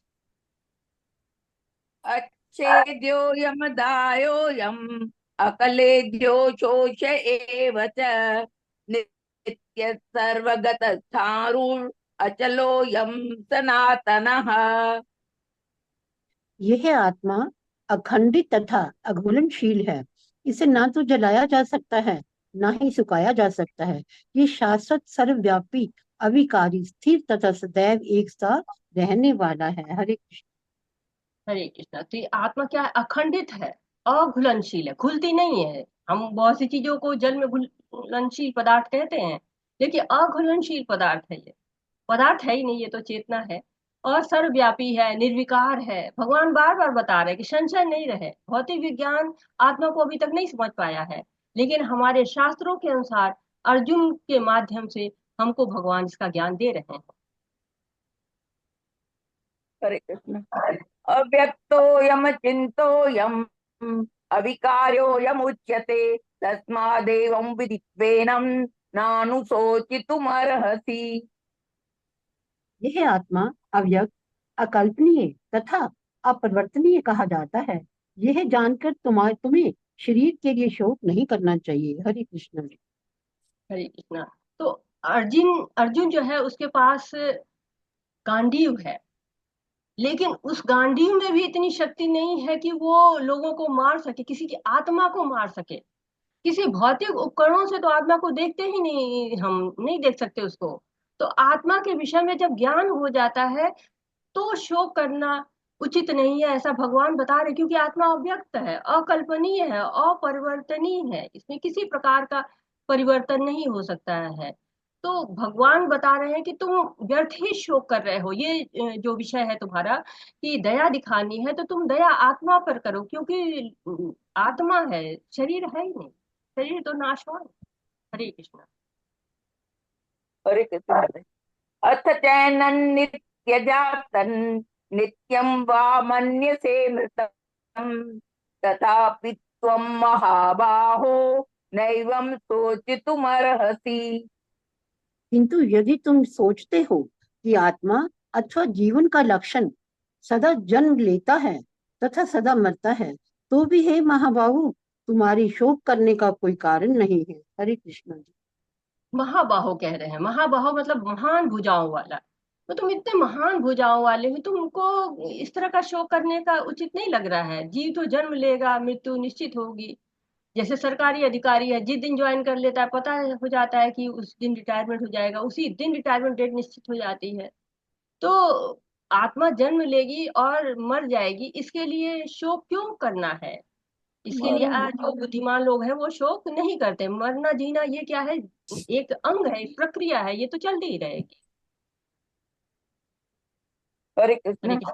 जातस्य हि ध्रुवो मृत्युर्ध्रुवं जन्म मृत्युस्य च तस्मात् परिहार्यार्थे न त्वं शोचितुमर्हसि। जिसने जन्म लिया है उसकी मृत्यु निश्चित है, और मृत्यु के पश्चात पुनर्जन्म भी निश्चित है। अतः अपने अपरिहार्य कर्तव्य पालन में तुम्हें शोक नहीं करना चाहिए। हरे कृष्ण जी। तो जो जन्म लिया है उसको मरना ही है, फिर उसको पुनर्जन्म होना ही है, फिर मरना ही है, तो ये जीवन अवधि लिखी हुई है और सबको मरना पड़ता है। ये जो लोक है, उच्च लोक है, वो भी, उनमें भी देवता ऋषि रहते हैं, उनको भी मरना पड़ता है। ब्रह्मा तक को एक दिन मरना पड़ता है। कहा गया आ ब्रह्म भुवन लोका पुनरावर्तिनो अर्जुनो। देवताओं की जन्म मृत्यु होती है, और परंतु क्या होता है, इन लोग की उम्र बड़ी होती है। ब्रह्मा की उम्र बहुत ज्यादा होती है, देवताओं की उम्र बहुत ज्यादा होती है। और इनको इस तरह से, जैसे हमको जन्म मृत्यु जरा व्याधि, तो उनको जरा व्याधि नहीं होती है, जन्म मृत्यु उनको भी सहना पड़ता है। तो ये सबके लिए है, देवताओं ऋषियों मुनियों ब्रह्मा सबके लिए है। हरे कृष्ण। हरे कृष्ण। अव्यक्तादीनि भूतानि व्यक्तमध्यानि भारत अव्यक्त निदानान्येव तत्र का परिदेविना। सारे जीव प्रारंभ में अव्यक्त रहते हैं, मध्य अवस्था में व्यक्त होते हैं, और विनिष्ट होने पर पुनः अव्यक्त हो जाते हैं। अतः शोक करने की क्या आवश्यकता है। हरे कृष्ण जी। हरे कृष्णा। तो इसमें अव्यक्त और व्यक्त का वर्णन हुआ है। अव्यक्त जो अवस्था होती है, प्रारंभ में अव्यक्त, तीन अवस्था का वर्णन हुआ है। प्रारंभ में अव्यक्त यानी जो जन्म से पहले की अवस्था है, जिसमें प्रकट नहीं होते हैं, प्रकटीकरण नहीं होता है, उसको अव्यक्त अवस्था कहते हैं। जो मध्य अवस्था होती है व्यक्त, यानी कि जो जीवन काल होता है। और पुनः अव्यक्त यानी मृत्यु हो गए या विनाश हो गया, तो शोक क्यों करना है? आप आत्मा के अस्तित्व को माने या न माने, शोक करने का कोई भी कारण, कह रहे हैं भगवान, कि अर्जुन नहीं है। जो वो होता रहता है, ये सृष्टि आती है, रचना होती है सृष्टि की, फिर सृष्टि का जो है वो काल चलता है, पालना होती रहती है, फिर संहार होता रहता है। तो ये क्रम निरंतर चलता रहता है। हरे कृष्ण। हरे कृष्ण। आश्चर्यवत् पश्यति कच्चिदेनम् आश्चर्यवद् वदति तथैव चान्यः आश्चर्यवच्चैनमन्यः शृणोति श्रुत्वाप्येनं वेद न चैव कश्चित्। कोई आत्मा को आश्चर्य से देखता है, कोई इसे आश्चर्य की तरह बताता है, तथा कोई इसे आश्चर्य की तरह सुनता है। किंतु कोई कोई इसके विषय में सुनकर भी कुछ नहीं समझ पाते। हरे कृष्ण। हरे कृष्ण। तो इतना रहस्य है आत्मा में, अद्भुत है आत्मा। कितना भी पढ़ता है, सुनता है, देखता है, सबको आश्चर्य होता है, क्योंकि ये साधारण नहीं है। ये कोई ऐसी साधारण सी बात नहीं है। बहुत गुरु शिष्य परंपरा के द्वारा जानी जा सकती है, ज्ञान चक्षुओं से देखा जा सकता है। ये रहस्य जो आत्मा और शरीर का रहस्य, बड़े बड़े लोग भी, बड़े बड़े विद्वान लोग भी इस रहस्य को नहीं समझ पाते हैं। बहुत बताने पर भी इसकी कल्पना करना मुश्किल होता है। तो आत्मा इतना गूढ़ विषय है। ये तो भगवत गीता के द्वारा और प्रभुपाद के द्वारा हम इसको सुन पा रहे हैं और समझ पा रहे हैं। हरे कृष्णा। हरे कृष्ण। ते हि नित्यमवध्योऽयन् देहे सर्वस्य भारत तस्मात् सर्वाणि भूतानि न त्वं शोचितुमर्हसि। हे भरतवंशी, शरीर में रहने वाले देही का कभी भी वध नहीं किया जा सकता, अतः तुम्हें किसी भी जीव के लिए शोक करने की आवश्यकता नहीं है। हरे कृष्ण, हरे कृष्ण। हरे बहुत बहुत कृष्णा। धन्यवाद माता जी। बहुत बहुत धन्यवाद माता जी। तो देह और देही कहा गया है, शरीर को देह कहा जाता है और शरीर के अंदर रहने वाला देही कहा जाता है। तो देही यानी आत्मा को शरीर जो देह होती है धारण करती है, उसको मारा नहीं जा सकता। सबके देह में देवी है, लेकिन सभी का वध नहीं हो सकता है। तो ये ज्ञान जो है वो ये अनावश्यक अकारण जो शोक हो जाते हैं उनको समाप्त करता है और साथ ही साथ कर्तव्य। हरे कृष्णा म्यूट करिए माता जी। तो कहते हैं कि सबके शरीर में देही है, यानी देह है और देही है, दोनों सबके पास है, लेकिन वो अवध है, जलाया नहीं जा सकता, सुखाया नहीं जा सकता, काटा नहीं जा सकता है। तो शोक किस बात का है करना है? कर्तव्य निर्वाह करना है। तो एक तरह से 11 से 30 तक हमने शरीर नहीं आत्मा है करके अर्जुन का जो प्रश्न था दया, उसका उत्तर दिया गया है कि दया शरीर पर नहीं करना है, दया आत्मा पर करना है। वही शाश्वत है, वही निरंतर है और उसी को संभालना है, वही चेतना है। और इसीलिए हमको आत्मा पर दया करनी है, शरीर पर नहीं। हरे कृष्णा।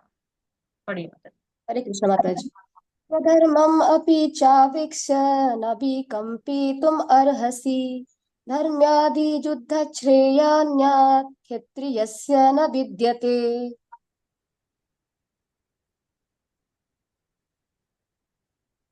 क्षत्रिय होने के नाते अपने विशिष्ट धर्म का विचार करते हुए तुम्हें जानना चाहिए कि धर्म के लिए युद्ध करने से बढ़कर तुम्हारे लिए अन्य कोई कार्य नहीं है, अतः तुम्हें संकोच करने की कोई आवश्यकता नहीं है। हरे कृष्ण। हरे कृष्णा। तो जो क्षति से रक्षा करे वो क्षत्रिय, क्षत्रिय का कर्तव्य है रक्षा करना, न्याय के लिए, धर्म के लिए युद्ध करना। अब ये जो दूसरा प्रश्न था आनंद, उसका उत्तर मिल रहा है। भगवान कह रहे स्वधर्म को निभाओ। स्वधर्म क्या होता है? भौतिक धर्म होते हैं। अभी हम लोगों ने बात की थी कि स्वधर्म भौतिक धर्म, वर्णाश्रम धर्म के अनुसार हर व्यक्ति का जो है वो अपना धर्म होता है और उसके अनुसार उसके जो है कर्म निर्धारित होते हैं। तो ये भगवान का विधान है। चातुर्वर्ण न्याय सिस्टम गुण कर्म विभाग भगवान ने चातुर्वर्ण बनाया है, ये चौथे अध्याय में बताया गया है। और कह रहे हैं भगवान से कि आप अपना स्वधर्म का पालन करो। स्वधर्म यानी क्षत्रिय धर्म का पालन करो। क्षत्रिय धर्म क्या होता है? युद्ध करना, लोगों की रक्षा करना। तो इसमें तुम्हें संकोच करने की कोई आवश्यकता नहीं है, तुम युद्ध करो, तुम्हारा कार्य ही है युद्ध करना। हरे कृष्णा। यदृच्छया चोपलपन्नं स्वर्गद्वारं पावृतं सुखिनः क्षत्रियः पार्थ लभन्ते युद्धमीदृशम्। माता जी पढ़ लूं? हे हाँ पढ़िए पार्थ, माता। हे पार्थ, वे क्षत्रिय सुखी हैं जिन्हें ऐसे युद्ध के अवसर अपने आप प्राप्त होते हैं जिससे उनके लिए स्वर्गलोक के द्वार खुले जाते हैं। हरे कृष्ण। हरे, जब हम स्वधर्म का पालन करते हैं तो हमारे लिए स्वर्ग के द्वार खुल जाते हैं। तो धार्मिक युद्ध सौभाग्य से प्राप्त होता है। ये धर्म का युद्ध था, धर्म और अधर्म के बीच युद्ध था। तो क्षत्रिय का कार्य होता है कि नागरिकों की क्लेशों से रक्षा करे, शांति व्यवस्था को रखे। जैसे सीमा पर सैनिक होते हैं, वो बॉर्डरों की सुरक्षा करते हैं कि कोई भी हमारे राज्य को क्षति न पहुंचाए। अगर वो युद्ध नहीं करेंगे, नहीं नहीं हम तो युद्ध नहीं करेंगे, बहुत पाप लगेगा, तो क्या होगा? इसमें तो कोई आनंद नहीं। अगर इस तरह का सोचने लगेंगे तो हमारी सीमाएं सुरक्षित नहीं रहेंगी, हम सुरक्षित नहीं रहेंगे। तो क्षत्रिय ही प्रजा रक्षण शस्त्र प्राणी प्रदर्शय। तो जो क्षत्रिय होता है वो शस्त्र को उठाता है, किसके लिए? रक्षा करने के लिए। लोगों की रक्षा करना उसका धर्म है। और जब वो अपने धर्म को निभाता है तो स्वर्ग लोक के जो द्वार होते हैं वो खुल जाते हैं। हरे कृष्णा।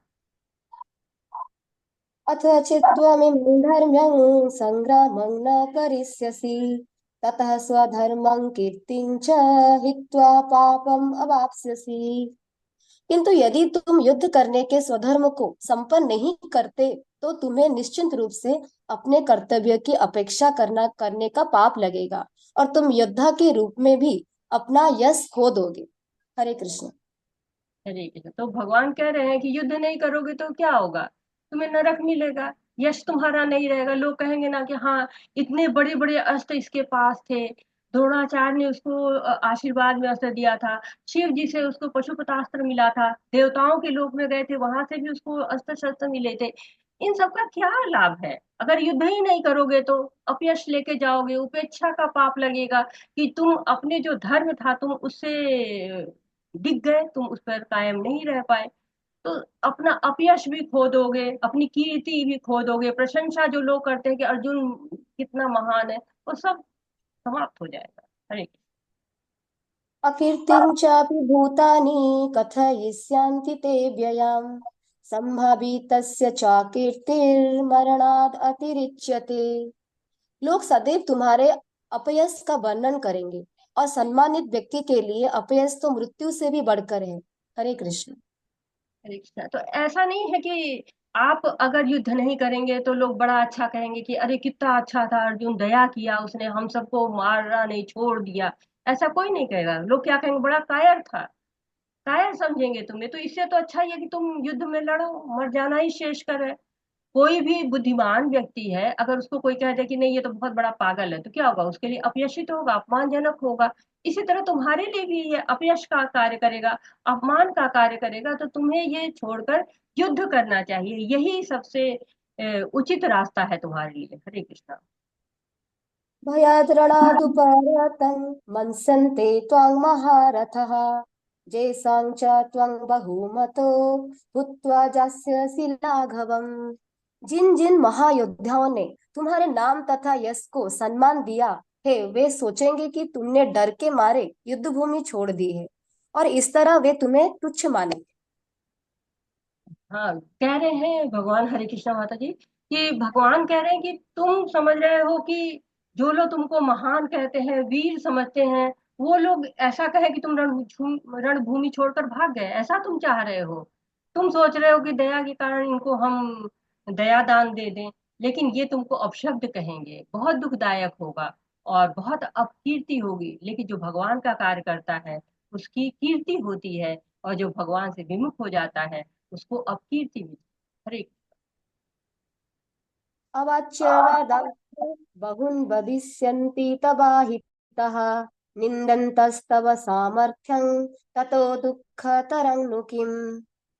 तुम्हारे शत्रु अनेक प्रकार के कटु शब्द से तुम्हारे वर्णन करेंगे और तुम्हारी सामर्थ्य का उपहास करेंगे। तुम्हारे लिए इससे दुखदाई और क्या हो सकता है। हरे कृष्ण। हरे कृष्ण। तो कह रहे हैं कि तुम क्या समझते हो, ये तुम्हारे लिए कोई सुखदायी होगा? तुम्हारे लिए ये कोई सुख का कार्य नहीं होगा। ये तुम्हें जब कटु शब्द बोलेंगे, सामर्थ्य का उपहास करेंगे, तो ये दुख ही मिलने वाला है। तो भगवान लगातार उनको, अर्जुन को समझा रहे हैं कि तुम अपना स्वधर्म करो, स्वधर्म से उचित कुछ भी नहीं है। क्योंकि तुम्हारे कोई उपहास करे, ये उचित नहीं है। भगवान नहीं चाहते हैं कि अर्जुन का उपहास हो, भक्त है भगवान का। हरे कृष्ण। हतो वा प्राप्स्यसि स्वर्गं जित्वा वा भोक्ष्यसे महिम् तस्मादुत्तिष्ठ कौन्तेय युद्धाय कृतनिश्चयः। हे कुंती पुत्र, तुम यदि युद्ध में मारे जाओगे तो स्वर्ग प्राप्त करोगे, या यदि तुम जीत जाओगे तो पृथ्वी के साम्राज्य को भोग करोगे। अतः दृढ़ संकल्प करके खड़े हो और युद्ध करो। हरे कृष्ण। हरे कृष्ण। तो भगवान अर्जुन का जो प्रश्न है कि आनंद नहीं, उसका उत्तर दे रहे हैं कि युद्ध करोगे तो दो परिणाम होंगे, जीत भी सकते हो और हार भी सकते हो। जीत जाओगे तो ये सारा राज्य मिलेगा तुम्हें, सुख भोगना राज्य का। हार जाते हो तो जो है वो मारे जाओगे, स्वर्ग प्राप्त करोगे। तो ऐसा नहीं है कि ये कोई आध्यात्मिक प्रश्न है और इसका आध्यात्मिक उत्तर है, नहीं, ये भौतिक प्रश्न है और इसका उत्तर भी भौतिक आ रहा है। भौतिक है, कोई आनंद, इस धरती पर कोई आनंद नहीं, यहीं पर तो भोग है, यही तो भौतिक जीवन है। तो यहाँ पर तुम स्वर्ग का सुख लोगे, और अगर हार गए तो मृत्यु होगी। तो स्वर्ग का सुख कैसे मिलेगा? मृत्यु के बाद मिलेगा, हारने पर। तो ये स्वर्ग का सुख क्या है? ये भी शाश्वत नहीं है, ये भी अस्थायी है। जब तुम्हारा समय समाप्त हो जाएगा, जितना तुमने पुण्य किया है वो समाप्त हो जाएगा, तो आपको फिर से युद्ध करना, फिर से आपको जन्म लेना पड़ेगा। तो आपको ऐसा नहीं करना चाहिए, आपको युद्ध करना चाहिए। ये एक आध्यात्मिक रास्ता है, क्योंकि भगवान के कार्य करेंगे आप, भगवान के जो है इच्छा के अनुसार युद्ध करेंगे, धर्म का युद्ध करेंगे। हरे कृष्णा। सुख दुःखे समे कृत्वा लाभालाभौ जया जयो ततो युद्धाय युज्यस्य नैवं पापम अवाप्स्यसि। तुम सुख या दुख, हानि या लाभ, विजय या पराजय का विचार किए बिना युद्ध के लिए युद्ध करो। ऐसा करने पर तुम्हें कोई पाप नहीं लगेगा। हरे कृष्ण। हरे कृष्णा। तो भगवान बता रहे हैं इस श्लोक में कि कार्य किसके लिए करना है, भगवान के लिए कार्य करना है, भगवान की इच्छा के बारे में सोचना है। हानि है, लाभ है, जय है, पराजय है, ये क्या है, सब भौतिक है। कृष्ण की इच्छा है, अगर आप उस कार्य को करते हैं तो भौतिक कार्य भी आपका आध्यात्मिक हो जाता है। हरे कृष्ण। एषा ते अभिहितां सांख्ये बुद्धि योगे त्विमां शृणु बुद्ध्या युक्तो यया पार्थ कर्म बंधं प्रहस्यसि। यहाँ मैंने वैश्लेषिक अध्ययन तथा सांख्य द्वारा इस ज्ञान का वर्णन किया है। अब निष्काम भाव से कर्म करना बता रहा हूँ, उसे सुनो। हे प्रथापित्र पुत्र, तुम यदि ऐसा ज्ञान से कर्म करोगे तो तुम कर्मों के बंधन से अपने को मुक्त कर सकते हो। हरे कृष्णा। हरे कृष्णा माता। तो भगवान ने सांख्य दर्शन के बारे में जो अर्जुन को ज्ञान दे रहे हैं अभी समय, वो आत्मा की विशेषताओं को बता रहा है। सांख्य का अर्थ होता है गिनना, योग होता है कि युक्त होना, निग्रह करना। तो अर्जुन का प्रश्न अभी भौतिक था, वो इंद्रियों की तृप्ति के लिए बात हो रही थी कि मैं युद्ध नहीं करूंगा। तो यहाँ पर भगवान कृष्ण द्वारा आत्मा और शरीर के बारे में बताया गया। तो असली बुद्धि यही है कि भगवान के लिए कर्म करो। रत्नाकर नाम का एक डाकू था, नारद देवर्षि ने पूछा कि तुम जो ये कर्म कर रहे हो, इस कर्म का जो ये पाप कर्म है तुम्हारा, इससे तुम्हारे घर के लोग तुम इस पाप कर्म को बांटेंगे? उन्होंने कहा कि पूछता हूँ, जाके जाके वो पूछता है। तो कहते कि नहीं, परिवार का पालन पोषण तुम्हारा काम है। अब रत्नाकर को समझ में आने लगा कि जो ऋषि थे वो क्या कह रहे हैं, और ऋषि उसको ज्ञान देते हैं। और बाद में वो उनको कहते कि तुम राम राम जपो। तो कहते कि नहीं, राम राम तो मुझसे निकल ही नहीं रहा, जिंदगी भर तो मैंने डाकू का काम किया, तो राम राम कैसे निकले? तो कहते तुम उल्टा जपो। कहते उल्टा नाम जपत जग जाना, तो वाल्मीकि भय ब्रह्म समाना। तो वाल्मीकि ऋषि ने मरा मरा जपते जपते राम राम आने लगा। तो यही है कि सारे कर्म हमको कृष्ण के लिए करना है। भगवान इस कार्य को क्या कहते हैं? अकर्म कहते हैं। अकर्म वो कर्म होते हैं जिससे कोई भी कर्म बंधन नहीं लगता है। हरे कृष्ण। नेहा विक्रमणास्ति प्रत्यवायो न विद्यते स्वल्पमप्यस्य धर्मस्य त्रायते महतो भयात्। इस प्रयास में न तो हानि होती है, ना ही ह्रास, अपितु इस पथ पर की गई अल्प प्रगति भी महान भय से रक्षा कर सकती है। हरे कृष्ण। हरे कृष्ण। बहुत ही सुंदर ये श्लोक है। और भगवान के जो सारे कार्य होते हैं दिव्य धरातल होता है। भौतिक जगत में हम साल भर पढ़ते हैं, परीक्षा देते हैं और बैठे प्रयास सफल तो ठीक है, नहीं तो वो भी प्रयास बेकार, फिर दोबारा पढ़ना पड़ता है। लेकिन भक्ति में ऐसा नहीं होता है। थोड़ा सा भी प्रयास, स्वल्पम पयस्य धर्मस्य, बहुत महत्वपूर्ण ये श्लोक है। और सारे जो लोग प्रवचन का कार्य करते हैं, या जो लोग प्रीचिंग करते हैं या प्रचार करते हैं, वो सभी लोग इसको जरूर कोट करते हैं, क्योंकि ये बहुत होप गिविंग श्लोक है। हमको आशान्वित करता है कि हम प्रयास करेंगे तो हमारा प्रयास सफल होगा। कहते हैं कि जटायु था, वो बहुत छोटा सा जीव था, रावण से जीत पाएगा नहीं जीत पाएगा जानता था, लेकिन प्रयास किया।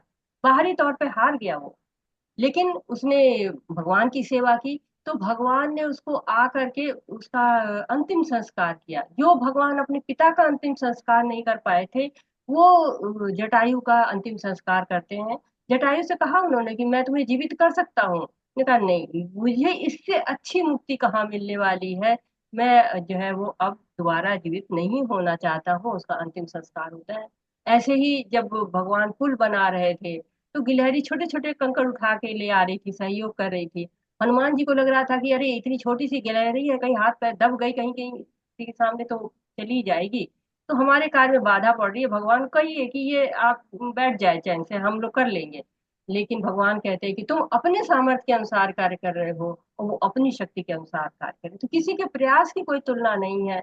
भगवान के लिए जो भी कार्य करता है वो सफल होता है, या नहीं भी सफल होता है तो भगवान उसकी रक्षा करते हैं। थोड़ी सी भी प्रगति, थोड़ा सा भी कुछ किया, संभाल के रखते हैं। जैसे माँ बाप होते हैं ना, अपने बच्चे का छोटा सा भी कार्य जो है 2 लाइनें बनाता है उसको संभाल के रखे रहते हैं, मेरे बेटे ने बनाया, इससे भगवान खुश हो जाते हैं, हमारे बच्चे ने किया है, मेरी तरफ आ रहा है वो। हरे कृष्णा। व्यवसायात्मिका बुद्धिरेकेह कुरु नन्दन बहुशाखाह्यनन्ताश्च बुद्धयो व्यवसायिनाम्। जो इस मार्ग पर चलते हैं वे प्रयोजन में दृढ़ रहते हैं और उनका लक्ष्य भी एक होता है। हे कुरुनंदन, जो दृढ़ प्रतिज्ञा नहीं है उनकी बुद्धि अनेक शाखाओं में विभक्त रहती है। हरे कृष्ण। तो एक बहुत अच्छी बात बता रहे हैं भगवान कि बहुशाखा हनांतस्य, अनेक शाखाओं में हमारी बुद्धि विभक्त रहती है। आपने नोटिस किया होगा, अनुभव किया होगा कि हमारी बुद्धि कितने रास्ते बताती रहती है, इधर ये कर लेते हैं, ये कर लेते हैं, ये कर लेते हैं, वो कर लेते हैं। हमारे पास ढेर सारे ऑप्शन में मतलब रहते हैं, वो मौजूद रहते हैं।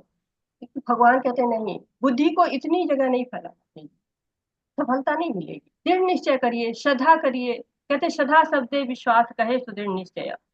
श्रद्धा से विश्वास उत्पन्न होगा, विश्वास से दृढ़ निश्चय होगा और दृढ़ निश्चय से सफलता मिलेगी। तो हमें अपनी बुद्धि को इधर उधर नहीं भटकाना है, अपना लक्ष्य बिल्कुल सीधा रहना चाहिए। जैसे अर्जुन का लक्ष्य था द्रौपदी के स्वयंवर में, मछली घूम रही है, आंख का भेदन करना है, वो केवल आंख को देखते हैं, उसके लिए बड़ी एकाग्र बुद्धि चाहिए, तो सारे लोग फेल हो गए।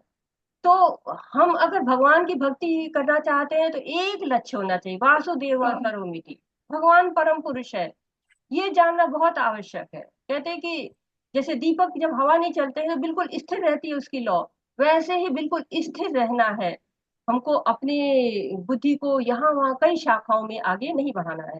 हरे कृष्णा। यामीमां पुस्तकं वाचं प्रबोधन्य विपश्चितः वेदबादरतः पार्थ नान्यदस्तीति वादिनः कामात्मनः स्वर्गपरा जन्म कर्म फलप्रदां क्रियाविशेषबहुलां भोगैश्वर्य गतिं प्रति। अल्पज्ञानी मनुष्य वेदों के उन अलंकारिक शब्दों के प्रति अत्यधिक आसक्त रहते हैं जो स्वर्ग की प्राप्ति, अच्छे जन्म, शक्ति इत्यादि के लिए विविध सकाम कर्म करने की संस्तुति करते हैं। इंद्रिय तृप्ति तथा ऐश्वर्यमय जीवन की अभिलाषा के कारण वे कहते हैं कि इससे बढ़कर और कुछ नहीं है। हरे कृष्णा। हरे कृष्णा। तो सकाम कर्मों के परिणाम बता रहे हैं। सकाम कर्म क्या होते हैं, कोई बताना चाहेगा? हरे कृष्णा। सकाम कर्म किसको कहते हैं? जो इच्छा से जुड़े काम करते हैं हम भौतिक इच्छाओं से। हाँ, बिल्कुल, जो हम भौतिक स्वार्थ के लिए कार्य करते हैं। और वेदों में भौतिक कार्यों का या कर्म कांड का बहुत वर्णन है, लेकिन वेदों का उद्देश्य क्या है? भगवान को जानना। लोग उस तरफ नहीं जाते हैं, बल्कि केवल कर्म कांड के द्वारा अपनी इंद्रियों के भोग के लिए सारी व्यवस्था करते रहते हैं, और उसके लिए सारे यज्ञ करेंगे, तप करेंगे, दान करेंगे। कहते हैं ना कि स्वर्गवासी होना है, स्वर्ग जाने की तैयारी करते हैं। स्वर्ग जाना क्यों है? क्योंकि और अधिक भोग मिलेगा, बहुत सारे भोग हैं स्वर्ग में। तो हमेशा ऐश्वर्य के पीछे, सुखों के पीछे ये जीवन हम इधर उधर करते रहते हैं, भगवान की भक्ति की तरफ नहीं जाते हैं। हरे कृष्ण। भोगैश्वर्य प्राप्तानां तय्यापहृत चेतसां व्यवसायात्मिका बुद्धि समाधौ न विधीयते। जो लोग इंद्रिय भोग तथा भौतिक ऐश्वर्य के प्रति अत्यधिक आसक्त होने से ऐसी वस्तुओं से मोहग्रस्त हो जाते हैं, उनके मनों में भगवान के प्रति भक्ति का दृढ़ निश्चय नहीं होता। हरे कृष्ण। तो मन में दो बाधाएं हैं। आपका मन एक जगह क्यों नहीं टिक रहा है? व्यवसायत्मिका बुद्धि की बात दोबारा कर रहे हैं भगवान, अभी उन्होंने किया था और फिर दोबारा कर रहे हैं कि व्यवसायत्मिका बुद्धि होनी चाहिए। व्यवसायत्मिका बुद्धि मतलब एक जगह बुद्धि होनी चाहिए। एक जगह बुद्धि क्यों नहीं होती है? क्योंकि मन में जो है वो दो बाधाएं आ जाती हैं। एक तो इंद्रिय भोग में मन लगा रहता है, दूसरा भौतिक ऐश्वर्यों के प्रति हमारी आसक्ति होती है। तो धन और भोग की जो आसक्ति होती है वो भक्ति की तरफ मन को नहीं जाने देती है। आज इस हिल स्टेशन पर घूमने जाएंगे, हमें यूरोप का टूर करना है, पेरिस जाना है, लंदन जाना है, टोक्यो जाना है, न जाने इस होटल में जाना है, वो बड़ी घर होनी चाहिए, बड़ी गाड़ी होनी चाहिए, सारे ऐश्वर्य की चाहना होती रहती है। और पूरा जीवन हम उन्हीं ऐश्वर्यों को खोजते खोजते बिता देते हैं, जबकि वो ऐश्वर्य समाप्त ही नहीं होते, वो इच्छाएं समाप्त ही नहीं होती हैं। क्योंकि हम जैसे एक ब्रांड की गाड़ी लेते हैं, दूसरा ब्रांड आके खड़ा हो जाता है। तो ये हमेशा ही न खत्म होने वाला चक्र चलता रहता है। लेकिन जब मन स्थिर हो जाता है, समाधि में हो जाता है, तो केवल आत्मा और परमात्मा का ही मिलन रहता है। और ये तुच्छ वस्तुएं जो माया है, उसमें जो है वो नहीं जाता है भक्त। हरे कृष्णा। त्रैगुण्यं सर्वदा नैस्त्रिगुण्यो भवार्जुन निदर्वन्द्वो नित्यसत्त्वस्थो निर्योगक्षम आत्मवान। वेदों में मुख्यतया प्रकृति के 3 गुणों का वर्णन हुआ है। हे अर्जुन, इन 3 गुणों से ऊपर उठो, समस्त दैत्यों और लाभ तथा सुरक्षा की सारी चिंताओं से मुक्त होकर आत्मपरायण बनो। हरे कृष्ण। हरे कृष्णा। तो आप पढ़ चुके हैं कि प्रकृति में 3 गुण होते हैं, सतोगुण, रजोगुण और तमोगुण। वेदों में इनका भी वर्णन है। और भगवान कह रहे हैं कि इन 3 गुणों में मत उलझो, ये गुण ही बंधन में डालते हैं। इन गुणों के कारण हम कर्म करते हैं और उन कर्मों से हमें बंधन लगता है, और बंधन हम नहीं चाहते हैं। बंधन कोई, सब स्वतंत्र रहना चाहते हैं, हम स्वतंत्रता दिवस मनाते हैं। लेकिन असली स्वतंत्रता कब मिलेगी? जब हम इन 3 गुणों के बंधनों से मुक्त होंगे। क्योंकि देश को स्वतंत्रता मिल जाए, समाज को स्वतंत्रता मिल जाए, लेकिन देह को स्वतंत्रता कब मिलेगी? जो हमारी देह है, ये सोने के जो सतोगुण कहलाता है, चांदी के रजोगुण कहलाता है, जो लोहे के तमोगुण, इन बंधनों में पड़ी रहती है। और इन बंधनों के कारण हम इस जगत के द्वंद्वों से घिरे रहते हैं, इसी में उलझते रहते हैं। तो कृष्ण में जब स्थित हो जाएंगे, तब हम आत्माराम बनेंगे। आत्मा के स्तर पर हमारा सारा कार्य हो पाएगा। आत्मवान बनना है, आत्मा में स्थित रहना है, आत्मपरायण बनना है। हमें कर्म कांडों में उलझना नहीं है। हरे कृष्ण। हरे कृष्ण। यवनर्तयुतो पानी सर्वतः सम्प्लुतोदके तावनि सर्वेषु वेदेषु ब्राह्मणस्य विजानतः। एक छोटे से कूप का सारा कार्य एक विशाल जलाशय से तुरंत पूरा हो जाता है। इसी प्रकार वेदों के आंतरिक तात्पर्य जानने वाले को उनके सारे प्रयोजन सिद्ध हो जाते हैं। हरे कृष्ण। हरे कृष्णा। तो वेदों का एकमात्र उद्देश्य क्या है? भगवान को जानना है। छोटी छोटी चीजों में क्यों उलझना है?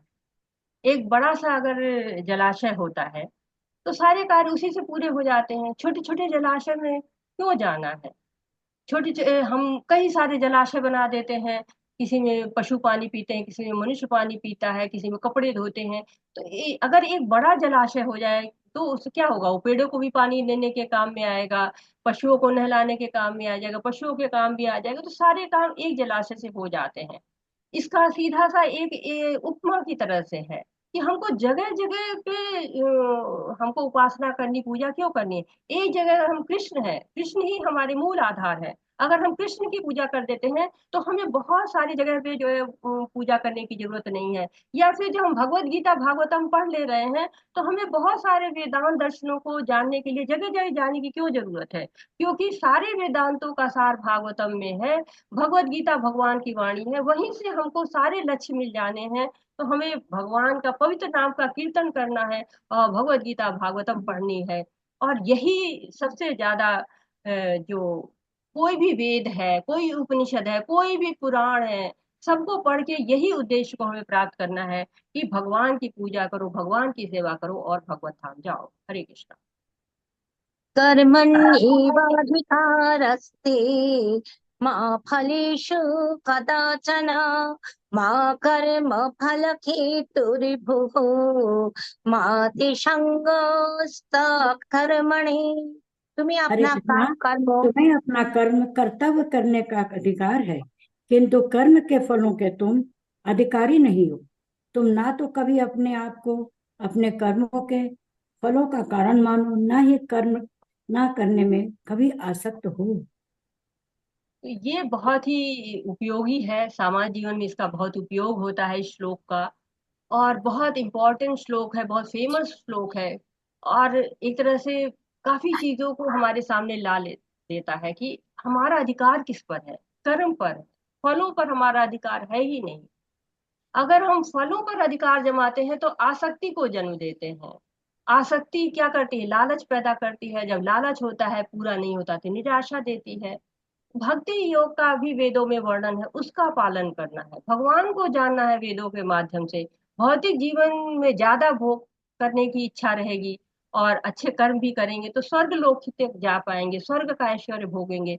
जबकि आध्यात्मिक धाम का ऐश्वर्य तो बहुत ही ज्यादा है और उस आध्यात्मिक जीवन में जाने का हमें प्रयास करना चाहिए और भगवान की हमें सेवा करनी चाहिए। हरे कृष्णा। योगस्थ कुरु कर्माणि संगं त्यक्त्वा धनञ्जय शित्यो शमो भूत्वा समत्वं योगयुज्यते। हरे कृष्णा। हे अर्जुन, जय अथवा पराजय की समस्त आसक्ति त्याग कर सब भाव से अपना कर्म करो, ऐसी समता योग कहलाती है। हरे कृष्ण। तो बता रहे हैं कि तुम कर्म करो, कर्म पर तुम्हारा अधिकार है, कर्म फलों पर तुम्हारा अधिकार ही नहीं है। तो वास्तविक योग क्या है, एक तरह से बता रहे हैं कि वास्तविक हमें योग जिसको कहते हैं भगवान से युक्त होना है।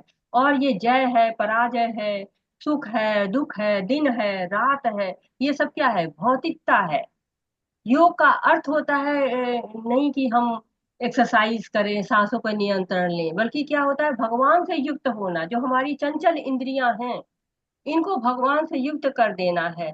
उस रास्ते में न जय होता है, न पराजय होता है, सफलता है, विफलता है, सब भगवान के हाथ में रहता है, हमारे हाथ में कुछ रहता ही नहीं है। तो ये सारी आसक्तियों को त्याग करके समता योग करना, समभाव से कार्य करना। हरे कृष्ण। हरे कृष्ण। दुरेण परम कर्म बुद्धियोगात् धनञ्जय बुद्धौ शरणम् अन्विच्छ कृपणा फलकेतवः। हरे कृष्णा। हे धनंजय, भक्ति के द्वारा समस्त गर्हित कर्मों से दूर रहो और उसी भाव से भगवान के शरण ग्रहण करो। जो व्यक्ति अपने सकाम कर्म फलों को भोगना चाहते हैं वे कृपण हो। हरे कृष्ण। तो भगवान कह रहे बुद्धि योग के द्वारा सकाम कर्मों का हम त्याग कर सकते हैं। भगवान हमको बुद्धि देते हैं ताकि हम इस बंधन में ना पड़े, लेकिन हम अपने कर्म करते हैं तो उन कर्म फलों का भोग चाहते हैं और भोग चाहते हैं तो बंधन में पड़ते हैं। भगवान फिर कृपण का प्रयोग कर रहे हैं यहाँ पे। कृपण क्या है? जो मनुष्य का शरीर प्राप्त करता है और भगवत धाम जाने का प्रयास नहीं करता है, वो कृपण है। भागवतम में कहा गया कि संसार जो है वो भवसागर है और शरीर क्या है? नाव है, और इस नाव के नाविक गुरु है और जो हवाएं हैं वो शास्त्र हैं। तो इसका उद्देश्य क्या है? मनुष्य को भव सागर से पार करना। अगर भव सागर से पार नहीं होता है तो वो कृपण है। धनंजय कहा गया धन को जीतने वाला। रासु यज्ञ जब हुआ था तो ढेर सारा धन लाए थे जीत कर अर्जुन। जब अर्जुन इतना धन लेके आते तो एक आए युधिष्ठिर के मुंह से निकलता है, अरे तुम तो धनंजय हो, और वहीं से उनका नाम धनंजय पड़ जाता है। हरे हरे कृष्ण। बुद्धि युक्त जहातीहा उभेषु कृत दुष्कृते तस्मात् योगाय युज्यस्व योग कर्मसु कौशलम। हरे कृष्णा। भक्ति में संलग्न मनुष्य इस जीवन में ही अच्छे तथा बुरे कर्मों से अपने को मुक्त कर लेता है। अतः योग के लिए प्रयत्न करो, क्योंकि सारा कार्य कौशल यही है। तो भगवान बता रहे हरे कृष्णा कि स्वयं को मुक्त करना है। किससे? कर्मों से। कर्मों से मुक्त करने का मतलब है कि कर्म फल से, क्योंकि कर्म से तो हम मुक्त हो नहीं सकते हैं, कर्म फल से ही मुक्त हो सकते हैं। जैसे प्रभुपाद जी गए, विदेश में गए, उन्होंने बहुत सारे शिष्य बनाए, भक्ति के द्वारा उनको शुद्ध किया और शुद्ध करके क्या हुआ? उनके वो अपने कर्म फलों से मुक्त हो गए। जैसे एक पेड़ होता है, तो बड़ा अजीब सा पेड़ होता है, कितना भी काटो पनप जाता है। उसको तभी वो नष्ट होता है जब उसको काट के आग लगा दो, उसके पहले नष्ट ही नहीं होता है। वैसे इंद्रियां हैं, भोग की तरफ आकर्षित होती रहती हैं। जब तक इन इंद्रियों को नियंत्रित न किया जाए, जो हमारे पास तरह तरह की इच्छाएं आ रही हैं उनको जड़ में से ही वहीं पर नहीं समाप्त कर दिया जाए, तब तक क्या होता है? वो पनपती रहती हैं, इच्छाएं पनपती रहती हैं, इंद्रियां हमेशा इंद्रिय विषयों की तरफ भागती रहती हैं। लेकिन जब भगवान को जुड़ जाती है, भगवान से प्रेम उनका हो जाता है, तो कर्म फल उनका शुद्ध हो जाता है। और जीवन की यही है वो गति होनी चाहिए, यही हमारा उद्देश्य होना चाहिए। और कहते सारा कार्य कौशल यही है, इसमें भी कुशलता है। तो कार्य कौशल यही है कि हम भगवान से अपनी इंद्रियों को युक्त कर दें। हरे कृष्ण। हरे कृष्ण। कर्मजं बुद्धियुक्ता हि फलं त्यक्त्वा मनीषिणः जन्म बन्ध विनिर्मुक्ताः पदं गच्छन्त्यनामयम्। हरे कृष्णा। इस तरह भगवत भक्ति में लगे रहकर बड़े बड़े ऋषि मुनि अथवा भक्तगण अपने आप को इस भौतिक संसार में कर्म के फलों से मुक्त कर लेते हैं। इस प्रकार वे जन्म मृत्यु के चक्कर से छूट जाते हैं और भगवान के पास जाकर उस अवस्था को प्राप्त करते हैं जो समस्त दुखों से परे है। हरे कृष्ण। तो ये जो अवस्था है जन्म मृत्यु से मुक्ति पाने की, पुनरपि जन्मम पुनरपि मरणम, इससे मुक्ति पानी है, तो क्या करना है? कृष्ण भावनामृत होना चाहिए। जो हमारे कर्म होते हैं वो 3 प्रकार के होते हैं। एक कर्म जो कि शास्त्रों के अनुसार होते हैं, विकर्म जो कि शास्त्रों के विपरीत होते हैं, और तीसरा कहते हैं कि जो अकर्म होते हैं। अकर्म करना है जो भगवान के लिए, जो कृष्ण भावना भावित कर्म होते हैं, अकर्म, जिनसे न कोई पाप का बंधन होता है, न कोई पुण्य का बंधन होता है। तो भगवान ने कहा कृपण कहा गया, अभी 50वें श्लोक में बोला था कृपण। तो कृपण कैसे होते हैं? जैसे ऋषि मुनि होते हैं। ऋषि मुनि अपने भक्ति करते हैं भगवान की और कर्म फलों से मुक्त हो जाते हैं और जन्म मृत्यु के चक्र से छूट जाते हैं। उसी तरह से सबको जन्म मृत्यु के चक्र से छूटना है जो कर्मों के कारण होता है। कर्मों के कारण ही जब कर्म फल भोग लेते हैं तो फिर हमें फिर जन्म हो जाता है धराधाम पे। तो कर्म के फल ही नहीं रहेंगे तो हम भगवान के पास चले जाएंगे, ऐसा यहाँ बताया जा रहा है। तो जब भगवान के पास जाते हैं कोई दुख नहीं रह जाता है, दुखों से दूर हो जाते हैं, दुखों से मुक्ति मिल जाती है। बहुत सुंदर धाम भगवान। हरे कृष्ण। हरे कृष्ण। यदा ते महकलीलं बुद्धिर्व्यतितरिष्यति तदा गन्तासि निर्वेदं श्रुतवश्य श्रुतश्च च। हरे कृष्णा। जब तुम्हारी बुद्धि मोह रूपी सदन वन को पार कर जाएगी तो तुम सुने हुए तथा सुनने योग सबके प्रति अंधमस्तक हो जाओगे। हरे कृष्णा। तो कितना सुंदर उदाहरण दे रहे हैं यहाँ पर कि मोह क्या है? सघन वन की तरह से है, सघन वन है मोह। और जब तुम इससे निकल जाओगे, सघन वन कैसा होता है? जैसे कि कोई दलदल होता है, दलदल में एक पैर डालो तो दूसरा पैर अपने आप ही फंसता चला जाता है। तो बड़ा कठिन हो जाता है, दलदल से निकलना आसान नहीं होता। यहाँ तक कि कोई बचाने भी जाता है ना तो वो भी उसी में दलदल में फंस जाता है। लेकिन एक तरीका है अनमनस्क हो जाना, अनासक्त हो जाना, विरक्त हो जाना। तो भक्ति में जो लग जाता है वो इस मोह से निकल जाता है, विरक्त हो जाता है और भगवान को प्राप्त कर पाता है। हरे जदा पढ़िए माता जी। हरे कृष्ण। जदा ते माता जी ये वाला होगा 52। ये तो हो गया ना माता जी? ठीक है। हो गया, श्रुति 52। विप्रतिपन्याते यदा स्थास्यति निश्चला क्षमाधावचला बुद्धिः तदा योगम् अवाप्स्यसि। हरे कृष्णा। माता जी का ये ऊपर, हाँ, जब तुम्हारा मन वेदों की अंत अलंकारमयी भाषा से विचलित न हो और वह आत्म साक्षात्कार की समाधि में स्थिर हो जाए तब तुम्हें दिव्य चेतना प्राप्त हो जाएगी। हरे कृष्णा माता जी। हरे भगवान कहते हैं समाधि वचला बुद्धि, यानी जो दिव्य चेतना है उसमें बुद्धि अगर स्थिर हो जाती। समाधि की अवस्था क्या होती है? जब बुद्धि भगवान में दृढ़ हो जाए तो क्या होता है? आत्म साक्षात्कार होता है। आत्म साक्षात्कार में क्या होता है कि भगवान के साथ अपने संबंध का ज्ञान हो जाता है। कौन सा संबंध? जीवे स्वरूप है नित्य कृष्णदास, ये जान जाना ही आत्म साक्षात्कार। जब मनुष्य भगवान की भक्ति में दृढ़ हो जाता है तो कोई विचलन नहीं होता है, कोई बाधा नहीं होती, कोई समस्या नहीं होती है। अब एक तरह से दूसरा शुरू हो रहा है, दूसरा एक दिशा शुरू हो रही है। अभी तक भगवान ने बताया है कि हाँ अर्जुन, तुमको स्वधर्म का पालन करना है, यानी कि तुम्हारा क्षत्रिय धर्म का पालन करना है। तुमको जो भगवान के प्रति जो धर्म है उसको पालन करना है, भगवान को प्राप्त करने का प्रयास करना है। अब जब इतना सब बताने के बाद अर्जुन को यह समझ में आ रहा है कि जब मैं इस तरह की स्थिति कर लूंगा कि मैं दोनों धर्म का पालन कर पाऊंगा, दोनों धर्म को बैलेंस कर लूंगा, दोनों धर्म में अपना कार्य कर लूंगा, तो क्या होगा, तब स्थिति क्या होगी, ऐसा जो कर पाते हैं उनकी स्थिति क्या होती है। अब ये इसका जो है वर्णन यहाँ से शुरू हो रहा है। हरे अर्जुन वाचा स्थितो पग्गस्य का भाषा समाधिस्थस्य केशव स्थितधिकिं प्रभाषेत किमाशीत व्रजेत किम।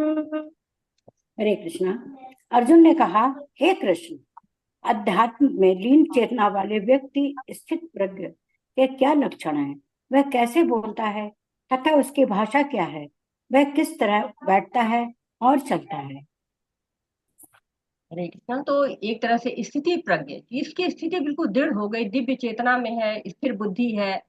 उसके लक्षण क्या होता है? किम प्रभाषित, कैसे बोलता है, किम आसीत, कैसे बैठता है। बैठने का मतलब ये नहीं कि जैसे हम बैठे हुए ही बैठता, नहीं, अपनी इंद्रियों पर कैसे नियंत्रण करता है। किम ब्रजेत, कैसे चलता है, कैसे चलता है, उसके चलने का उद्देश्य क्या है। तो ये स्थिति के बारे में, जो स्थिति प्रज्ञ है उसके बारे में अर्जुन पूछ रहे हैं। श्री भगवान वाचा प्रजघाति जदा कामान् शर्वन् पार्थ मनोगतान् आत्मन्नेवात्मना तुष्टः स्थितप्रज्ञः तदुच्यते। हरे कृष्णा। श्री भगवान ने कहा, हे पार्थ, जब मनुष्य मनोधर्म से उत्पन्न होने वाली इंद्रिय तृप्ति की समस्त कामनाओं का परित्याग कर देता है और जब इस तरह से विशुद्ध हुआ, उसका मन आत्मा में संतोष प्राप्त करता है, तो वह विशुद्ध दिव्य चेतना को प्राप्त स्थित प्रज्ञ कहा जाता है। हरे कृष्ण। अब भगवान ने बताया है कि स्थिति प्रज्ञ का लक्षण क्या हो रहा है, अर्थात का भाषा। अभी पूछा था का भाषा, तो अब उसका उत्तर मिल रहा है कि जो इंद्रियों पर नियंत्रित करता है, इंद्रिय तृप्ति के लिए कर्म नहीं करता है, वो कैसा होगा? ऋषिकेश ऋषिकेन से अपनी इंद्रियों को भगवान की सेवा में लगा देगा। हम सब में इच्छा होती है ना कि हम भगवान की इंद्रियों को संतुष्ट करें, तो कैसे संतुष्ट कर पाएंगे? बढ़िया भोग लगाएंगे, मंदिर को अच्छे से साफ करेंगे और उनके लिए अच्छी अच्छी चीजें बनाएंगे, उनको अच्छे कपड़े से सजाएंगे, उनका अच्छे से अभिषेक करेंगे, तो क्या होगा? उनकी इंद्रियां संतुष्ट हो जाएंगी। और उनकी जैसे इंद्रियां संतुष्ट होती है, हमारी इंद्रियां भी अपने आप संतुष्ट होती हैं। जबकि अगर इंद्रिय भोगों में लग जाते हैं तो जितना तृप्त करो उतनी मांग बढ़ती है। कहते हैं कि खुजली हो जाए ना, तो खुजाने की बड़ी इच्छा होती है, लेकिन खुजाते खुजाते खून निकल आता है। वैसे ही इंद्रियों की मांग होती है, जितना ही उसको पूरा करते हैं उतना ही वो और ज्यादा बढ़ती जाती है और अंत में दुखी प्राप्त होता है। हरे कृष्ण। दुःखेषानुदिग्नमानः सुखेषु विगतस्पृहः वितरागभयक्रोधः स्थितिधीमुनिरुच्यते। जो त्रय तापों के होने पर भी मन में विचलित नहीं होता अथवा सुख में प्रसन्न नहीं होता और आसक्ति भय तथा क्रोध से मुक्त है, वह स्थिर मन वाला मुनि कहलाता है। हरे कृष्णा। हरे कृष्ण। तो दूसरा प्रश्न हो गया कि वो कैसे बोलता है, स्थिति पर कैसे आचरण करता है। तो जो त्रय तापों से विचलित नहीं होता, त्रय ताप यानी कि 3 ताप होते हैं। अधिदैविक वो ताप होते हैं जैसे बाढ़ होता है, भूकंप आता है, दैवी प्रकोप कोई हो जाता है। अधिभौतिक जैसे कि कोई जीव काट लेता है, किसी जीव से कष्ट मिल जाता है। और आध्यात्म स्वयं से ही कष्ट मिल जाता है, अपने मन के ही विचारों से, अपने ही मन की जो द्वंद्व होते हैं उनसे जो कष्ट होता है, वो उसको आध्यात्म बोलते हैं। तो 3 तरह के ताप होते हैं। कह रहे वीत रागा भया, आसक्ति नहीं होती, इंद्रिय विषयों से भय नहीं होता क्योंकि विश्वास है, अवश्य रचवे। इंद्रिय विषयों से भय नहीं होता और इंद्रिय विषयों में लिप्त भी नहीं होते, क्योंकि अगर इंद्रिय विषयों में आसक्ति हो जाती है तो हमें बहुत सारे कष्ट होते हैं, क्रोध आता है, कामनाएं आती हैं। तो इनसे बचने के लिए जो प्रयत्न करता है, जो इनसे पूरी तरह से बच जाता है, इस सब से जो मुक्त होता है, वो स्थिर मन वाला मुनि कहलाता है।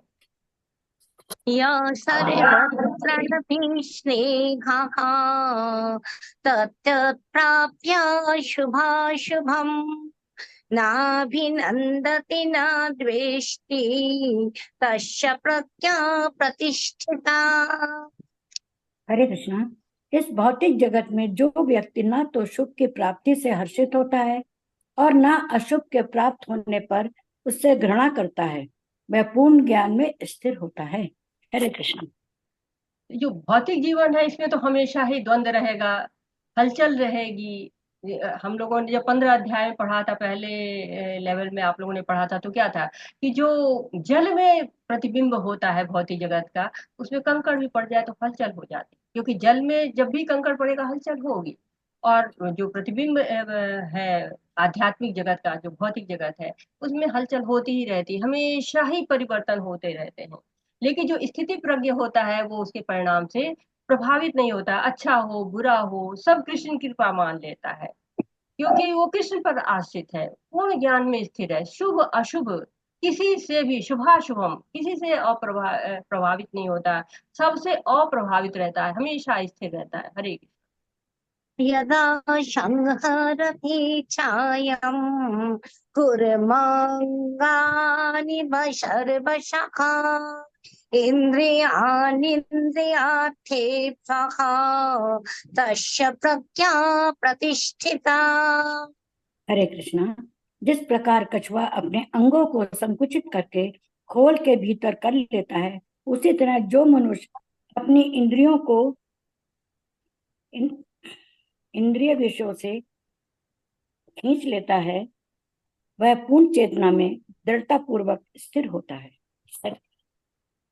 तो बता रहे हैं कि कैसे वो इंद्रियों पर नियंत्रण करता है। बहुत सुंदर उदाहरण दे रहे हैं भगवान कि जैसे कछुआ होता है, कछुआ को कोई परेशानी आ जाती है तो सारी इंद्रियों को अपने अंदर कर लेता है, उसको आप अलटिए पलटिए कुछ भी करिए वो हिलता ही नहीं है, वो अपना सर बाहर निकालेगा ही नहीं, आप उसको थक जाएंगे वो कुछ नहीं करेगा। तो ऐसे ही स्थिति प्रज्ञ होता है, वो इंद्रियों को बाहर निकालता ही नहीं, इंद्रिय विषय जहां है उसने अपने आप को तुरंत सारी इंद्रियों को समेट लिया, तो भोग में लगता ही नहीं है। जो भोग आया या तो भगवान की तरफ कर देता है या अपनी इंद्रियों को समेट लेता है कि भगवान आप खाओ, ये सारा भोग आपके लिए है, हमारे लिए नहीं है।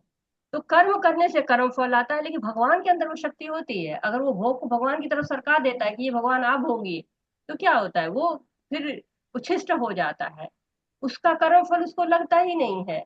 तो भगवान में वो शक्ति है जो कर्म फलों को लगने नहीं देते हैं। जिसको इस तरह की चेतना हो जाती है, जो इस तरह से स्थिर हो जाता है कि उसको कोई इंद्रिय भोग चाहिए ही नहीं, तो वो स्थिति प्रज्ञ कहलाता है। हरे कृष्ण। विषया विनिवर्तन्ते निराहारस्य देहिनः रसोपर्जं रसोपस्य परं दृष्ट्वा निवर्तते। हरे कृष्णा।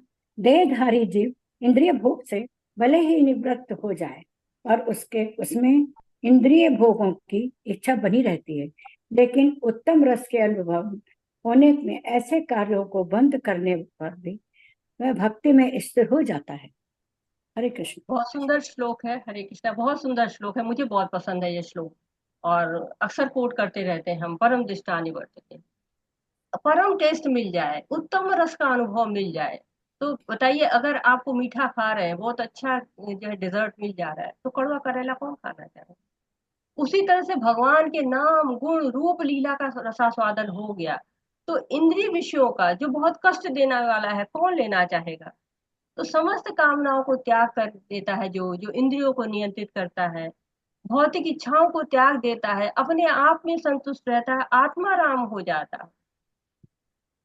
विषयाभिनिवर्तक, इंद्रिय भोग की जितनी वस्तुएं हैं सबसे दूर रहता है, निराहार से, जितने भी नकारात्मक चीजें हैं उनसे भी दूर रहता है, और रसावर्ज स्वाद का त्याग कर देता है, वो कोई भी भोग की इच्छा उसको रही नहीं जाती है, केवल परम दृष्टा भगवान की जो अच्छा सा टेस्ट है वो उसको मिल जाता है, तो इस तरह से वो भगवान में ही रमा रहता है। हरे कृष्ण। यतो तज्ञविकन्तेया पुरुषस्य विपश्चितः इन्द्रियाणि प्रमाथीनि हरन्ति प्रशभं मनः। हरे कृष्णा। हे अर्जुन, इंद्रियां इतनी प्रबल तथा वेगवान है कि वे उसकी विवेकी पुरुष के मन को भी बलपूर्वक हर लेती है, जो उन्हें वश में करने का प्रयत्न करता है। हरे कृष्ण। हरे कृष्ण। तो इंद्रियां बहुत प्रबल है और मन उनका स्वामी है। मन हमारा चंचल है। इंद्रियां इतनी प्रबल है कि बड़े बड़े ऋषि मुनियों का पतन कर दिया उन्होंने। विश्वामित्र थे, बहुत बड़े ऋषि महर्षि थे, वो भी मेनका के साथ उनको विषय भोग में आना पड़ा था। तो मन इतना अनियंत्रित है, इंद्रियों को ऐसे खुला छोड़ देंगे तो ऐसे ही मुश्किल होता है कि उसको वश में किया ही नहीं जा सकता है। लेकिन ऐसे वश में करना, जैसे सपेरा होता है, सांप को, इतना खतरनाक जानवर है, उसको सांप को भी एक डलिया में बंद कर लेता है, जैसे चाहता है वैसे नचाता रहता है।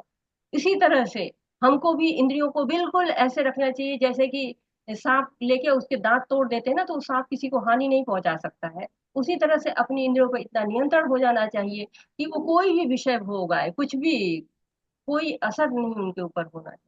हरे कृष्ण।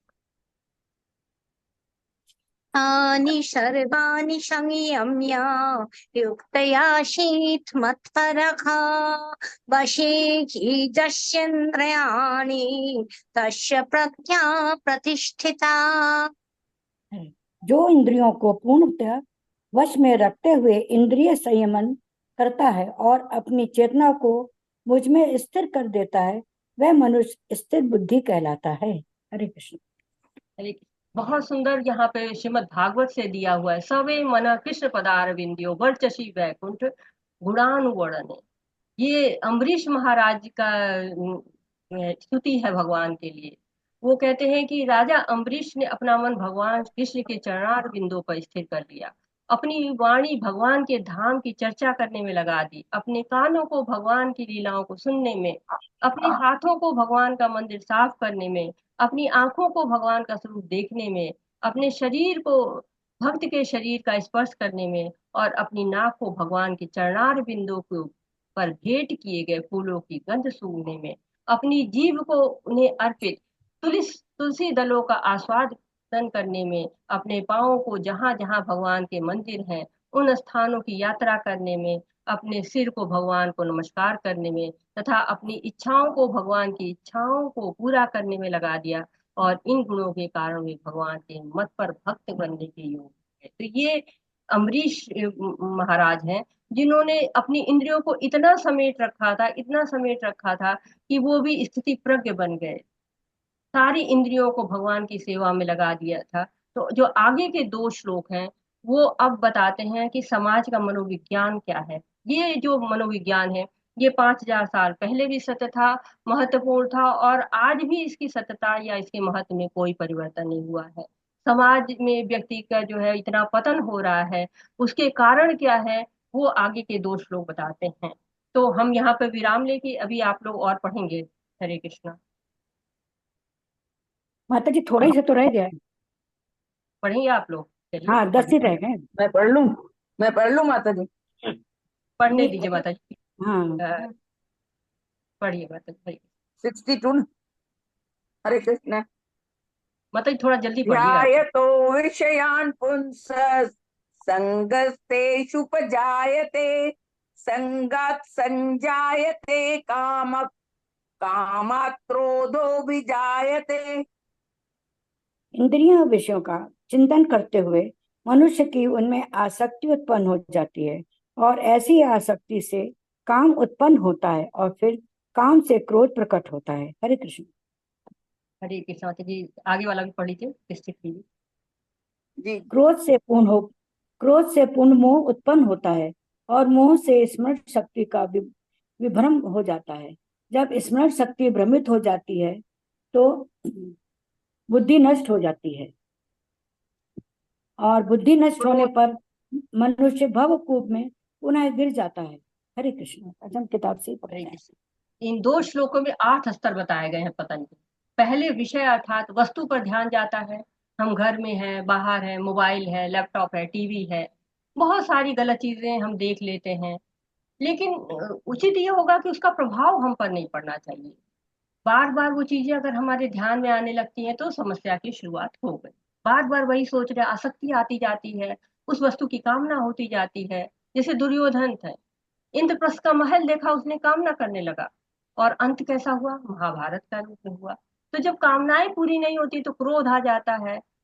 जैसे हमारी कितनी बड़ी विश लिस्ट होती है, पूरा अंबार लगा रहता है, एक कल पूरी हुई, परसों दूसरी पूरी हुई, और ऐसे पूरी करते करते एक समय आता है जो पूरी नहीं होती, तो क्रोध आ जाता है। ये होता है, नहीं ये तो कर देंगे लोग। लंबी लंबी लाइनें लगा लेते हैं लोग, एक फोन के लिए लंबी लाइनें लगाते हैं, कोई नया प्रोडक्ट आए उसकी लाइनें लगा लेते हैं। उससे क्या होता है? स्मरण शक्ति का नाश होता है, आगा पीछा इधर उधर सब सही गलत बराबर, बुद्धि का नाश, गलत व्यवहार, दूसरों का अपमान करने लगे, दुर्व्यवहार करने लगे, जो भी रास्ते में बाधक हुआ उसको समाप्त करने की इच्छा होती चली जाती है। तो समाज में ऐसे बहुत सारे उदाहरण होते हैं, लूट खसोट, आप डाकू, राजनी, एसिड फेंकना, न जाने क्या क्या, हत्या और भी दुराचार सब होने लगता है। यदि इनमें से किसी भी स्तर पे हम रुक जाएं, जैसे कोई महंगी चीज हम चाह रहे हैं, नहीं मिल पाती, कोई बात नहीं, लेकिन अगर उसी कामना को बढ़ाते चले जाते हैं तो वो आसक्ति में परिवर्तित हो जाता है, क्रोध आने लगता है, मानसिक संतुलन बिगड़ने लगता है, सही गलत का परिभाषा नहीं रह जाती है, पतन हो गया। अगर हम किसी भी स्तर पे रुक जाएं, कोई भी स्तर, इन 8 स्तरों में हम पांचवें छठे तक भी रुक जाएं तो ठीक है। धन नहीं है, कुछ दिन बाद आ जाएगा। ये नया फ्रेंड हो सकता है, कुछ दिन बाद और अच्छा आ जाएगा। तो अगर इस तरह के हम मनोवृत्ति करते हैं, कहीं पर भी हम कामनाओं के फेर में नहीं पड़ते हैं, क्रोध नहीं आता, हमको आसक्ति नहीं होती है, तो हम पतन से बच सकते हैं। और भगवत गीता हमें मदद करती है। ये जो श्लोक है कई जगह पे पढ़ाया जाता है, मनोविज्ञान की कक्षाओं में पढ़ाया जाता है। अगर हम इसको यहाँ पढ़ रहे हैं और इसको हम अपने जीवन में उतार लेते हैं तो बहुत सारी समस्याओं से हम दूर हो सकते हैं। हरे कृष्णा। 63 क्रोधात् भवति सम्मोह सम्मोहात् स्मृति विभ्रमः स्मृति भ्रंशात् बुद्धिनाशो बुद्धिनाशात् प्रणश्यति। हरे कृष्णा। किंतु समस्त राग तथा द्वेष से मुक्त एवं अपनी इंद्रियों को संयम द्वारा वश में करने में समर्थ व्यक्ति भगवान की पूर्ण कृपा प्राप्त कर सकता है। हरे कृष्णा। हरे कृष्णा बात। आप लोग श्लोक दूसरा पढ़ रहे हैं, अनुवाद दूसरा पढ़ रहे हैं? अतः 64 चल रहा था। ये 63 मैंने पढ़ा माता जी, पहले 62 पढ़ा, फिर 63, अब 64 पढ़ूं क्या? आप 64 पढ़िए जी माता जी। ठीक है। राग द्वेष वियुक्तेस्तु विषयानिन्द्रियैश्चरन् आत्मवश्यैर्विधेयात्मा प्रसादमधिगच्छति। माता जी पहले 63 पढ़े ना? ये पढ़िए आप। किंतु अभी 64 पढ़ा मैंने। हाँ अच्छा, 63 रह गया, चलिए कोई बात नहीं, 64 पढ़ देती हूँ। किंतु समस्त राग तथा द्वेष से मुक्त एवं अपनी इंद्रियों को संयम द्वारा वश में करने में समर्थ व्यक्ति भगवान की कृपा पूर्ण कृपा प्राप्त कर सकता है। हरे कृष्ण। हरे कृष्णा। तो यहाँ पर क्या बता रहे हैं, एक तरह से आपको चौथे प्रश्न का उत्तर आ गया कि स्थिति प्रज्ञ चलता कैसे है। अर्थात वो अपनी इंद्रियों को भगवान की सेवा में लगाता है। अब इंद्रियां तो है, इंद्रिय विषय है, आंख है जैसे, तो सुंदर दृश्य कोई भी दिखेगा, देखने लगेगा।